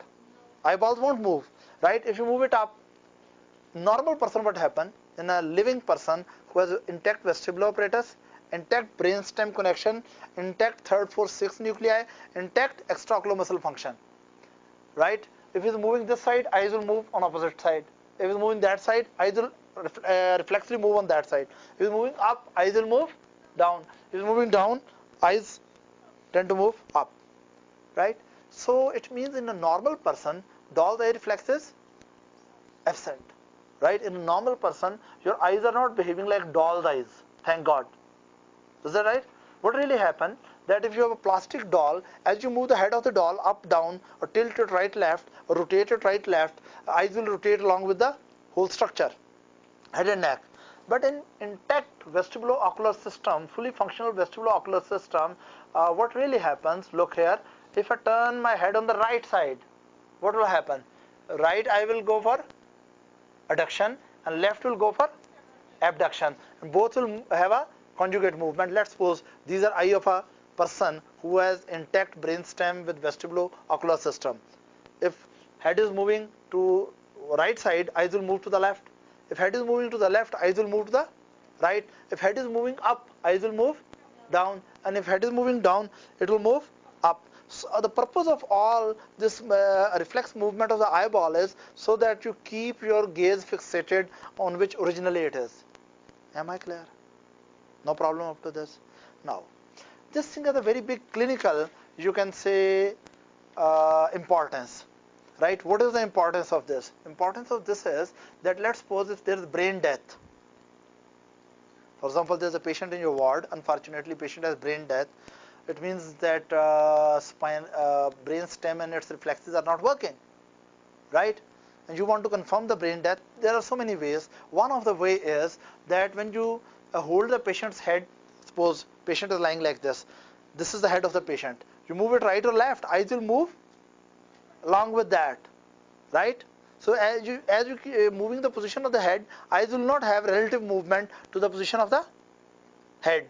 right? It means that vestibulo-ocular connections are not working. It means main systems in the brainstem are not working. Is that clear?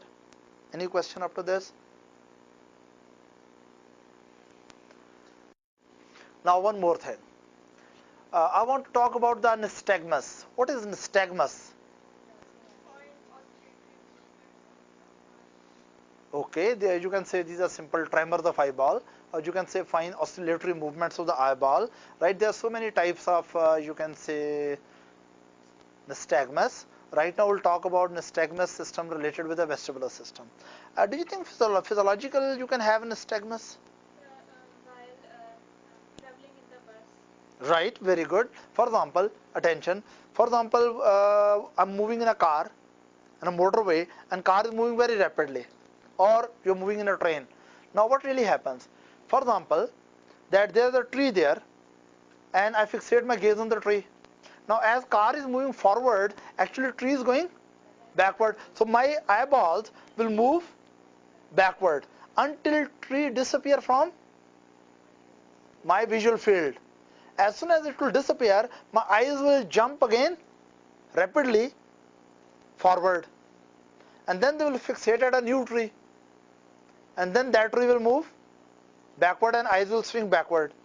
Then again, once the second object has gone out of visual field, again my eyes will jump ahead, right, to fixate on the third object, and then as third object is moving backward, right, because my vehicle is moving forward, right? So listen again carefully. What really happens?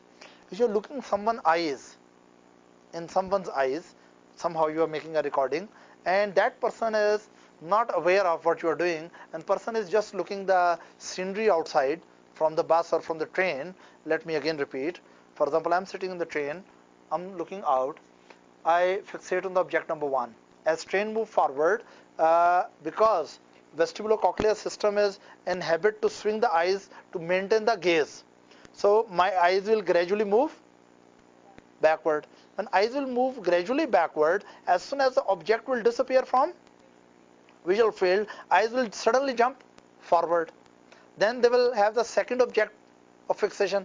As second object gradually moves backward, right, eyes will swing gradually backward, again they will jerk forward. So this gradual swing backward and sudden jerk forward, it is physiological in this situation, and it is mediated by vestibulo-ocular system. Is that right? And this is physiological. In this case, if someone is looking, he will see, look here, that eyeballs gradually go back, then again jump, go back, again jump, go back, again jump. In this case, we'll say the oscillatory movement from back, forward, gradually back, sudden forward, gradually back, jumping forward. This is called nystagmus, physiological nystagmus. Now, direction of nystagmus is backward or forward? Yeah, forward, very good, because direction of nystagmus is along the fast component. You know, the swinging of eyes backward is gradual, but swinging of eye to the forward is fast. So when we are talking about nystagmus, we have to see that in a particular nystagmus, what is the direction of fast component. So fast component is considered to be the direction of nystagmus. Now you imagine another thing. You have heard of rotatory nystagmus and post-rotatory nystagmus? Right. Rotatory nystagmus can occur when you are rotating like this, right? If you are rotating, I'm not going to show you my rotation, but anyway, let's suppose first I'm fixated on this person. If my eyes are fixated to her and I'm rotating like this, my eyes will swing. But as soon as she will disappear from my visual field, I will fixate on the next person. From here, I've jumped directly there. Then, as I'll further rotate, eyes will gradually move back. And then again, it will fixate to the next object. It means that when I'm rotating like this, what really happens, that slowness component goes like this, fast component jump. Then slow component goes like this, fast component jump. Then slow component goes like this, fast component jump. It means in the direction of rotation is the fast component. Fast component is along the direction of rotation, right? So we say rotatory nystagmus should be along the fast component, along the, yeah, along the rotation direction. Now listen, if I have been rotating, then suddenly I stop. Now what will happen? Fluid is rotating in semicircular canals, and the stimulation will become reverse, as if I am rotating in opposite direction, and post-rotatory nystagmus will be reverse of the rotatory nystagmus. Post-rotatory nystagmus will be reverse of the rotatory nystagmus. What really happens there, that in post-rotatory nystagmus, for example, if you are rotating clockwise, attention please, if you are rotating clockwise, then rotatory nystagmus will be clockwise, because in rotatory nystagmus fast component will be towards clockwise. Is that right? But after having few rotations clockwise, suddenly you stop. Now post-rotatory nystagmus in the person's eye will be anti-clockwise, because fast component will be anti-clockwise. Is that right? Now all these nystagmus shows that the vestibulocochlear system is at work. Vestibulocochlear system is at work. Normally this nystagmus is for physiological purpose. As I told you, when you are rapidly moving or you are rotating, you can shift your gaze from one object to the next object in the visual field as the first object disappears, right? But practically speaking, actually anything which stimulates the vestibular apparatus, semicircular canals, that can initiate nystagmus. On this base, we have a test called calorie test. Have you heard of calorie test?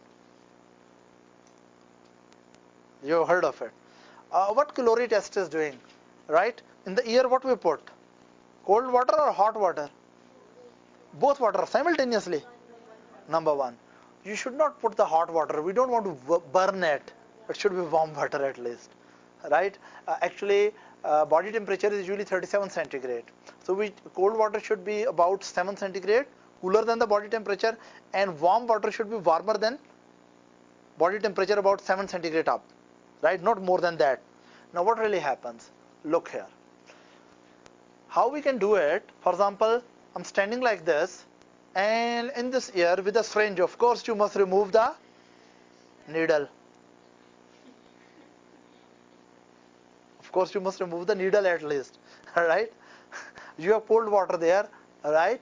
And for example, cold water you keep on injecting. Of course, when you are injecting, before that you must make it sure there's no perforation in tympanic membrane, right? So you are throwing it there, cold water, and of course you should have a tray also. I don't want to have trouble later on. So cold water is going in and coming out. So ear is irrigated by the cold water, right? When cold water is irrigating, actually this is what will happen. Temperature in the middle ear will fall. Then temperature of the lateral semicircular canal, which is in touch with the middle ear, that side temperature will fall. That will induce the movement of the fluid. When you bring the changes of temperature there, you know, fluid can move due to the temperature. Have you seen when water is boiling, it does move? Is that right? Now, so what we do, when we bring changes in the ear temperature, right? Of course, it should not be too cold or too hot. It should be just slightly cold or little warm, right? But if you are doing for a few minutes, then what really happens, that you are changing the temperature of semicircular canal. When temperature of the semicircular canal is altered, again remember, fluid is not going to the middle ear. It is just warming or cooling the middle ear, which is eventually leading to warming or cooling of lateral semicircular canal, right? Now, fluid movement will be there. As we know from our lecture, when fluid movement will be there, you know what will happen? Copula will be moved. That will lead to change in the, what is this? Traffic, action potential traffic going from that particular crusty of the lateral semicircular canal. Is that right? Duct. Now, in this case, you have to remember the mnemonic cause. Cold water moves your eyes, produces a nystagmus of opposite side, and warm water produces nystagmus to the same side, right? Cold water. Now look, if in the right eye, not right eye, sorry, in the right external ear, you are irrigating with the cold water. Is that right? What will really happen, that my eyes will start showing the nystagmus, and it will be to the opposite side. Opposite mean, just look at me. Let me demonstrate it. That you are throwing water here. How my eyes should move? It should rapidly move to the left and then gradually come on the right. Then rapidly move to the left, gradually come to the right. Rapidly move to the left and gradually come to the right. So my eyeballs are moving like rapidly to the left and gradually coming back. Rapidly to the left and gradually coming back. Rapidly to the left, gradually coming back. So rapidly move to the opposite side of the cooling part, cooling air, right? Opposite to that, when you are putting warm water there, it means fluid movement will be same or different? Initially you were putting cold water, now you stop that and you become merciful and start putting warm water. You start irrigating it for a few minutes warm water. Now fluid will move in the same direction or different direction? Different direction. So it means stimulation will be in a different way. So this time eyeballs will move towards the same side. Nystagmus, fast component same side, then gradually going back. Then fast component same side, then gradually going back. Then fast component same side, then gradually going back. Is that right? It also, calorie test also tells you that vestibulo-ocular reflexes are working or not. So it can also help you to diagnose brain death, or this can help you to diagnose the lesions of vestibular system or medial longitudinal fascicular system or ocular nuclear system, right? Calorie test. Another thing, ocular reflexes in comatose patient. Remember, in comatose patient, by calorie test we cannot see the nystagmus, but things are reversed. Look here, if I'm comatose, you put here cold water, it is this time eyes will just have a conjugate movement towards cold, but they will not swing, right? And look, if a patient is unconscious, you are giving the cold water there, eyes will swing like this and they will keep there until you are keeping it cool. And if you are keeping it warm, eyes will swing to the opposite side and remain like that. So what we learned now, remember, in an alert conscious person, when you are having cold water, person has nystagmus, or when you are having warm water, again person has nystagmus. In nystagmus, eyes oscillate, eyes oscillate. Again, in cold water, eyes will have nystagmus or oscillations, fast component opposite in an alert person, and in warm water it is towards fast component. But if person become unconscious, then you start irrigating with the cold, then eyes will have conjugate deviation towards same side, and if warm water they will have conjugate deviation to the opposite, persistent deviation, not the nystagmus. Is that right? So then another interesting situation. Now let's sum up all this information. That let's suppose there is a person who is unconscious and we do certain tests on him.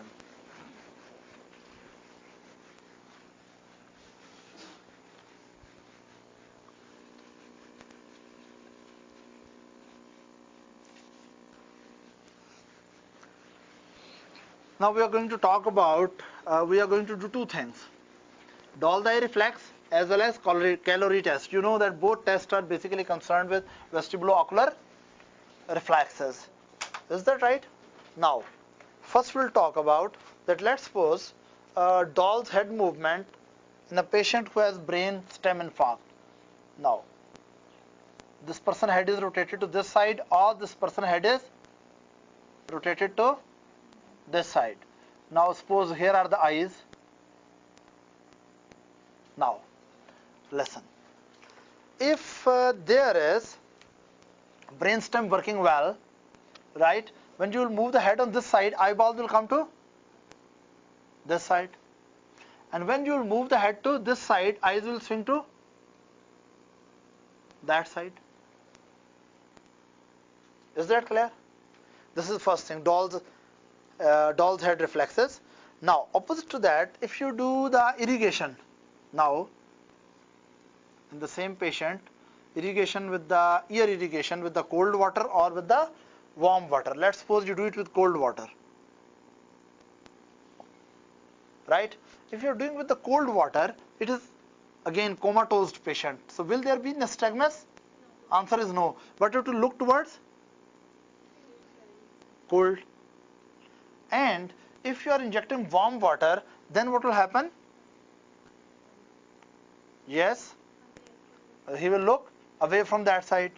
Now, this was one thing which is there, or you can put worm from this side, it has to look on that side. Now what, after learning this thing, now we come to that let's suppose a person has medial longitudinal fasciculus lesion. First of all, I will repeat it. Person was comatose, is that right? Your doll's head movement there, in this case, vestibulocochlear system is working or not? It is working. You know, when you move the head, eyes move on the opposite side. Here what is happening? You have moved the head on this side and eyes have gone like that. Then you have moved the head on this side and eyes are on right side. Is that clear? It means in this case, brainstem is not dead. Or is it dead? It is not dead. In this case also, is brainstem dead? It is not dead, because in both cases vestibulo-ocular contact reflexes are operative.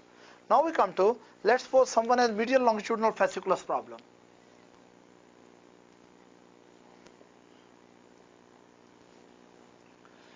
Now if he has medial, we turn on this side and we also turn him on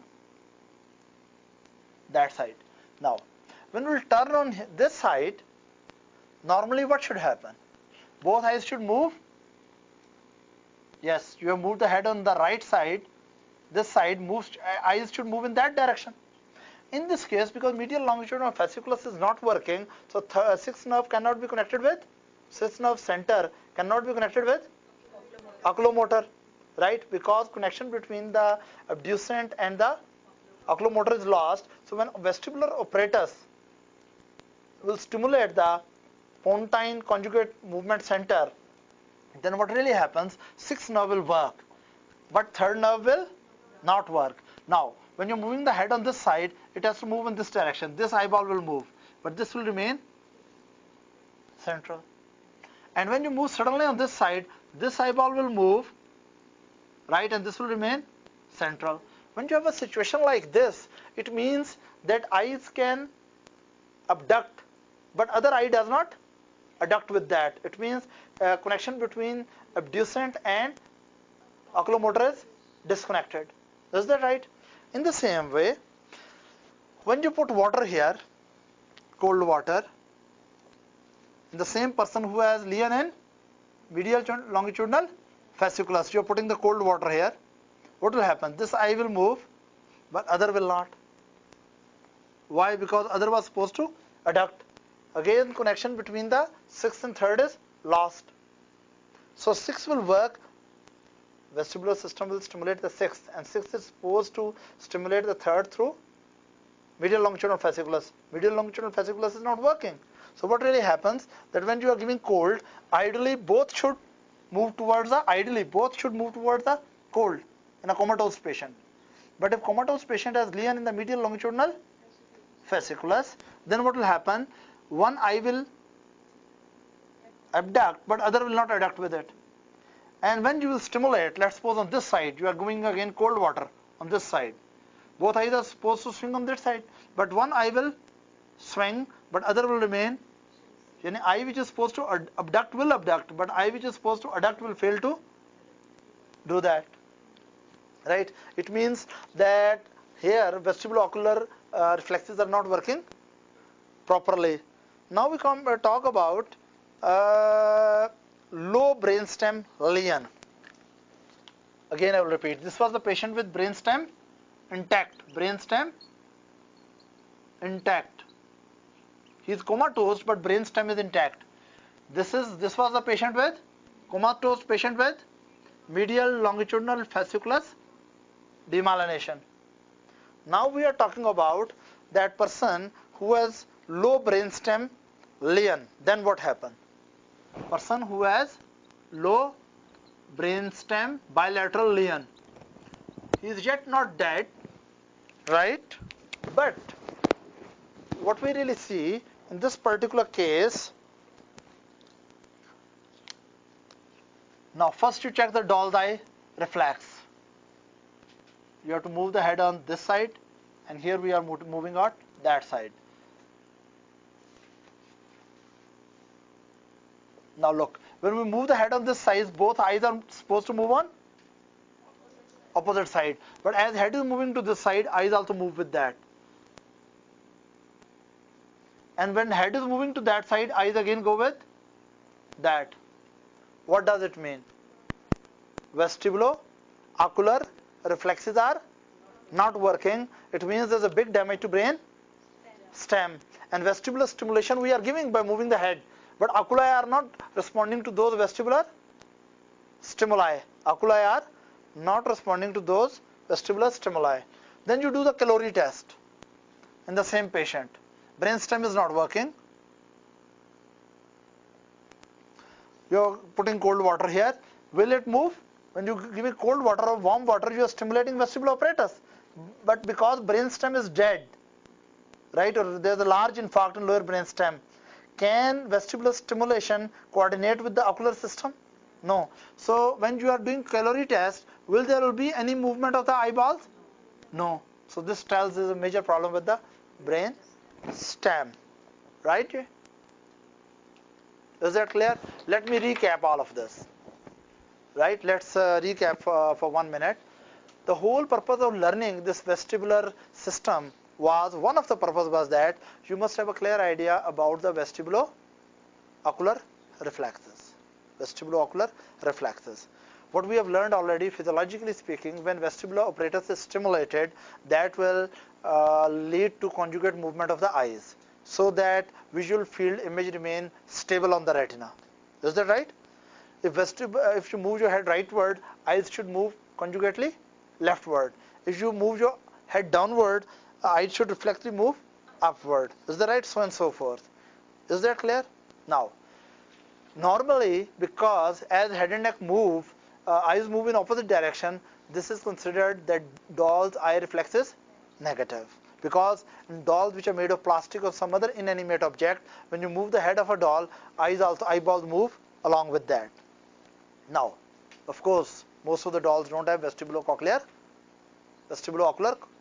apparatus. Is that right? They cannot detect the movement. They cannot. All that system is not there. Now, there are two ways to stimulate artificially, you can say, or purposely, to vestibular system and see the response to the ocular system. Number one is, right, you tilt a person's head. For example, there's a patient lying in the bed.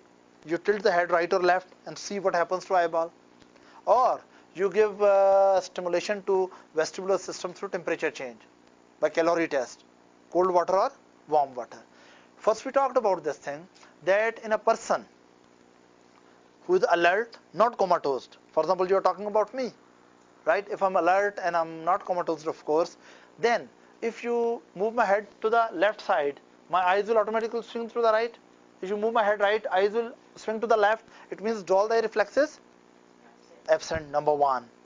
Number 2 point, that if you put cold water in my ear, eyes will show nystagmus, or warm water again is nystagmus. The only difference is in cold water, nystagmus will have fast component away from the ear which is cooled, and in case of warm water, right, I will have nystagmus and fast component will be along the ear which is warmed. Is that right? After that, we have come to know, we are discussing about comatose patient. We have 3 comatose patient. First comatose patient is having intact brainstem. Second comatose patient has whatever the cause of coma, but in the brainstem he has only lesion in medial longitudinal fasciculus. And third comatose patient has a large infarction in the brainstem, especially lower part. Now, in first case, because vestibulo-ocular reflexes are intact, so when you move head rightward, eyes will swing left. And when you move the head leftward, eyes will swing right. When you will put the cold water in right ear, it will move to the right side. And if you put the cold water in the left ear, then it will swing to the left. They will not show the nystagmus now. They will just show persistent conjugate deviation. Is that right? But when you come to second bed of the patient, right, this is the second patient to us. Unfortunately, this patient is also comatose and having problem in the medial longitudinal fasciculus. When I say this problem in the medial longitudinal fasciculus, like multiple sclerosis, or maybe some tumor or some infarction, whatever, which disrupt, it means connection between the horizontal conjugate movement center in the pons along with the sixth nerve center abducent and oculomotor connections, they are lost. Right now, no more pontine centers are working with oculomotor center in the midbrain, because it was the function of medial longitudinal fasciculus to connect the sixth nerve area to the third nerve area contralaterally. Right now, in this case, what really happened? If medial longitudinal fasciculus is not working, then if you move head in any direction, abducting eye will abduct, but adducting eye will not adduct. Abducting eye will abduct, sixth nerve will work, but will fail to coordinate with third nerve.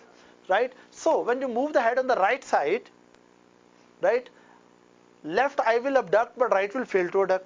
And if you move the head to the left side, now right eye will abduct, but left will fail to adduct.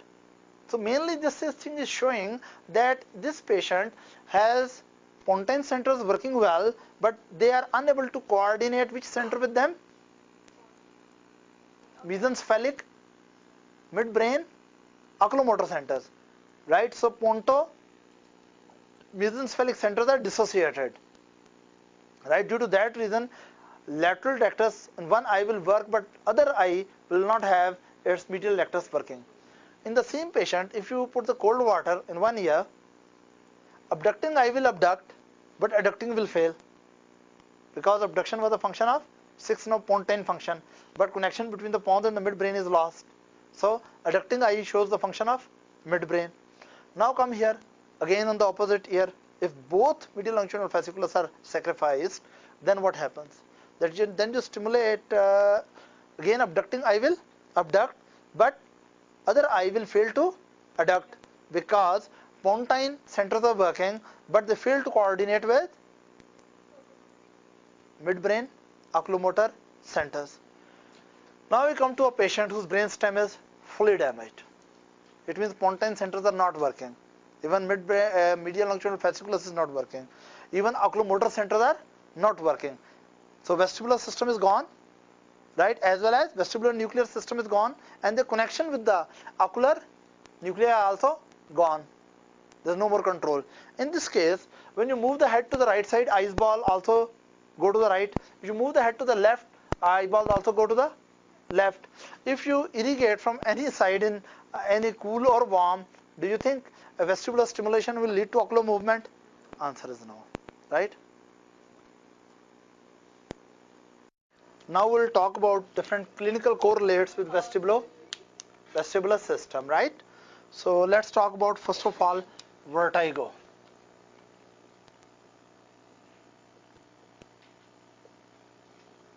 What is vertigo? Abnormal perception of movement of the object or surroundings. Okay, that's a very good definition. She has said that there's abnormal perception of the movements of the self or the surrounding. Someone can make it brief. What is vertigo? Definite illusion. It is? Yeah. Vertigo is? No, that is not unstable gait. That may be ataxia even. Vertigo, you feel either, you wrongly feel either you are rotating or moving in reference to the environment, or environment is rotating or moving in reference to you, which is in fact not there. So you can say this is hallucination of movement. You know, how do you define hallucination? Abnormal perception of Perception without stimulus, without external stimulus. There is no external stimulus, but you perceive something. In the same way, if you are standing but you feel room is rotating, right? In fact, it is not rotating. So it means that external stimulus is not there, but you are perceiving in your central nervous system. That is hallucination. Is that right? If there is no sound in the environment, but you perceive sounds, that is auditory hallucination, right? And if there is no smell, but you smell something, that is olfactory hallucination. In the same way, vertigo is hallucination of movement, right? You perceive movement of the self or the surrounding. It is very commonly associated with vestibular defects. For example, if vestibular apparatus is inflamed, right, or it is inappropriately stimulated. You know, normally vestibular apparatus is stimulated when there is particular dynamic or movement. Now let's suppose if I have inflammation of a particular a lateral semicircular canal, and fluid is inappropriately moving. Normally fluid moves when there's movement, but now there's no movement, but due to pathology fluid is moving, or due to pathology action potentials are produced in the cristae, because cristae area is inflamed, you will feel vertigo. Or sometimes what happens that blood flow to the vestibular complex in the pontomedullary junction is not well, and vestibular complex become ischemic, and when it becomes ischemic, it malfunctions and produces inappropriate patterns of action potentials, and that traffic of action potential which is inappropriately produced by lesion in the brainstem or pathology in the brainstem may be perceived by your higher centers as vertigo. Is that right? So vertigo may be due to some pathology or disturbance to the vestibular system, and pathology may be in the utricle or in the macule or in the semicircular canals, or it may be in the vestibular nerve, or it may be vestibular nuclei, or their connections with the higher centers. Right? Here I would like to say a few words about a disease called Meniere's disease.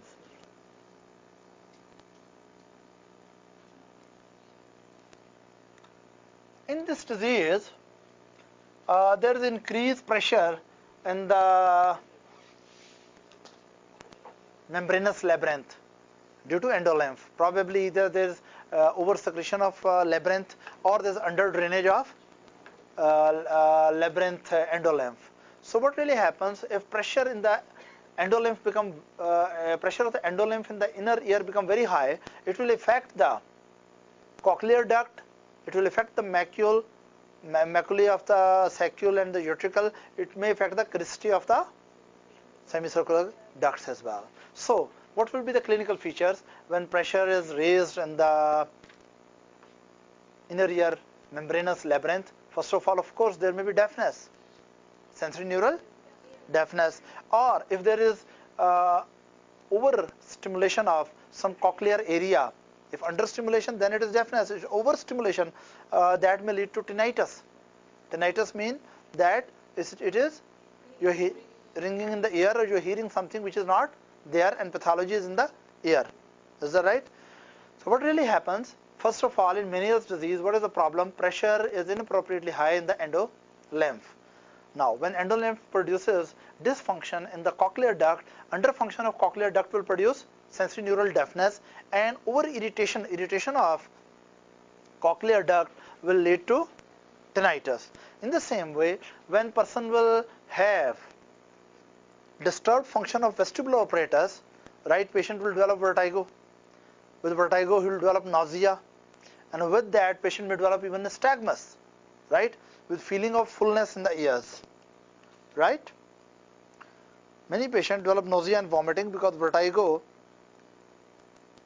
vestibular centers are connected with the nausea vomiting centers in the medulla also.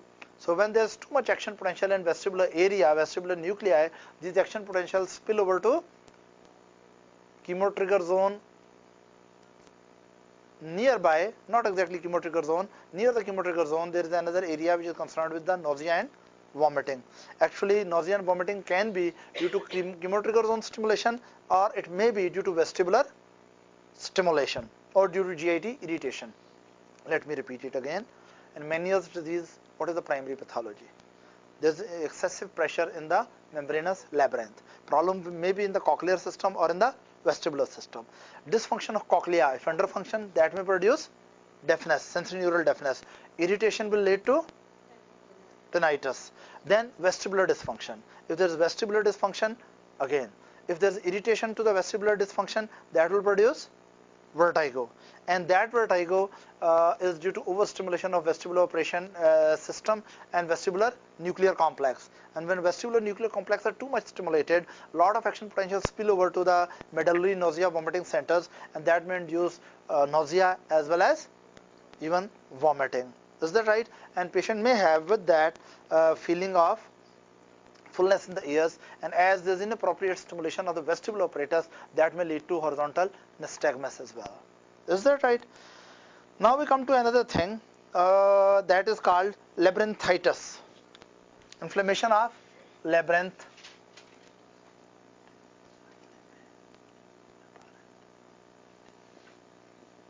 labyrinthitis, inflammation of the labyrinth, right?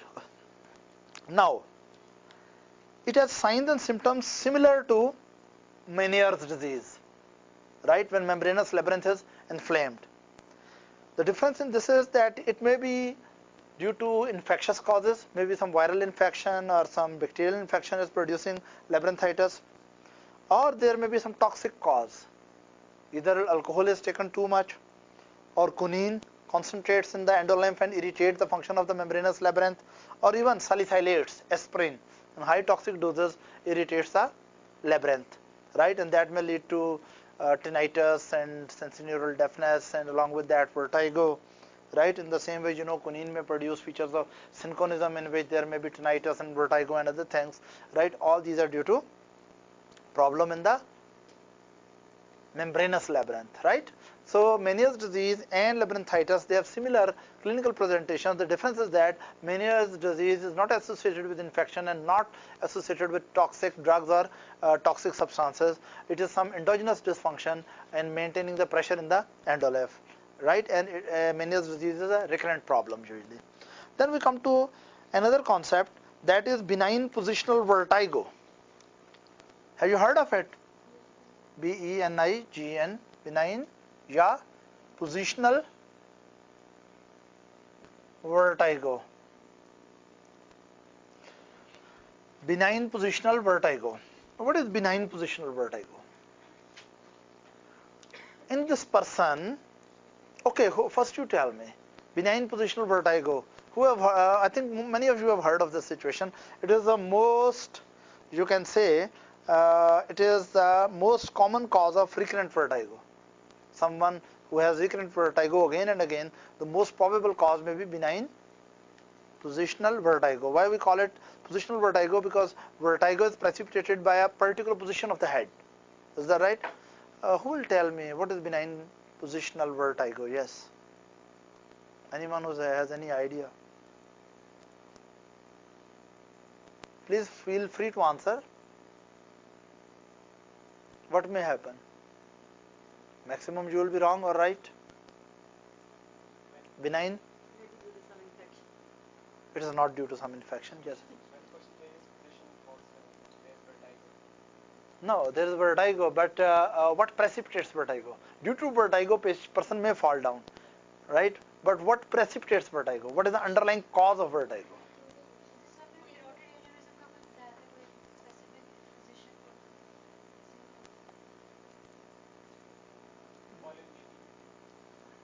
Yes, anyone, what is the cause of benign positional vertigo?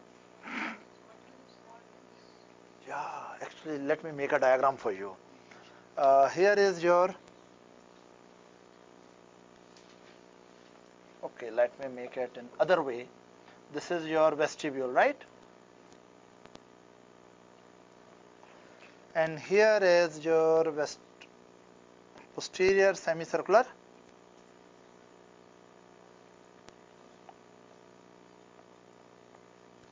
I hope you understand this diagram, right?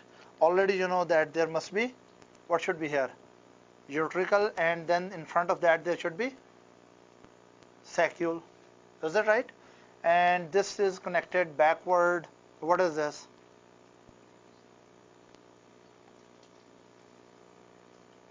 I have not drawn the lateral semicircular canal and duct. I have not drawn the lateral, right? It is only anterior superior with posterior.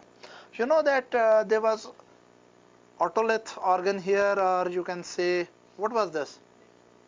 Maculae, right? And that has maculae attached with the wall. Is that clear? What is present over here? With copula. Is that right?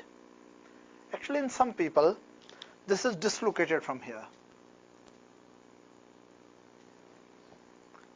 Right? It is not tightly held at its position.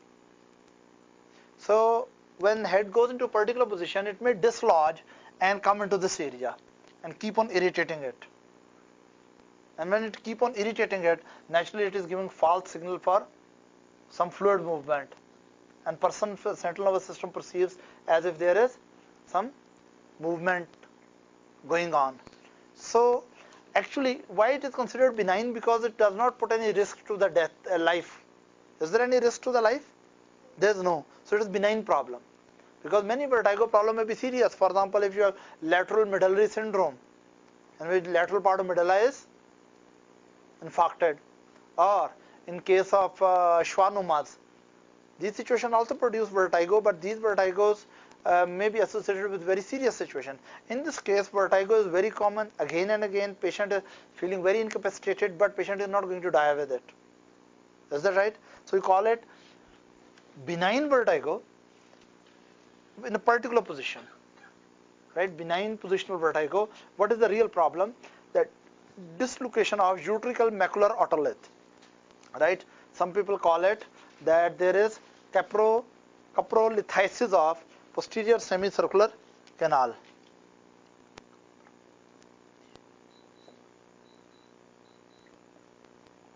Posterior semicircular canal. Either it all system falls down, or just some of its calcium carbonate stones inappropriately come here and they irritate this unduly. I hope you understand that. Is it difficult to comprehend? It's too easy, isn't it? So this is benign positional vertigo, right? Then medial longitudinal fascicular syndrome, you already know. Internuclear ophthalmoplegia, we have discussed it many times in previous lectures, that what really happens, that is relevant with this lecture also, that when medial longitudinal fasciculus is not working, abducting eye will abduct, but it will fail to adduct the other eye. That is it. We call it internal ophthalmoplegia. Another situation which is related with this chapter is also schwannoma. We have always talked about the schwannoma may be a tumor which is originating from central schwannomas or neurofibromatosis type 2. Right? Here it is starting from which nerve? 8th nerve, and it may involve the 7th nerve. And when 8th nerve is disturbed by schwannoma, it may produce vertigo, it may produce tinnitus, it may produce nausea, vomiting, and schwannomas may go backward. And then internal acoustic meatus, if they extend upward, they may involve the 5th nerve. If they extend downward in the posterior fossa, they may involve the 9th nerve. Right? So this is all about vestibular system.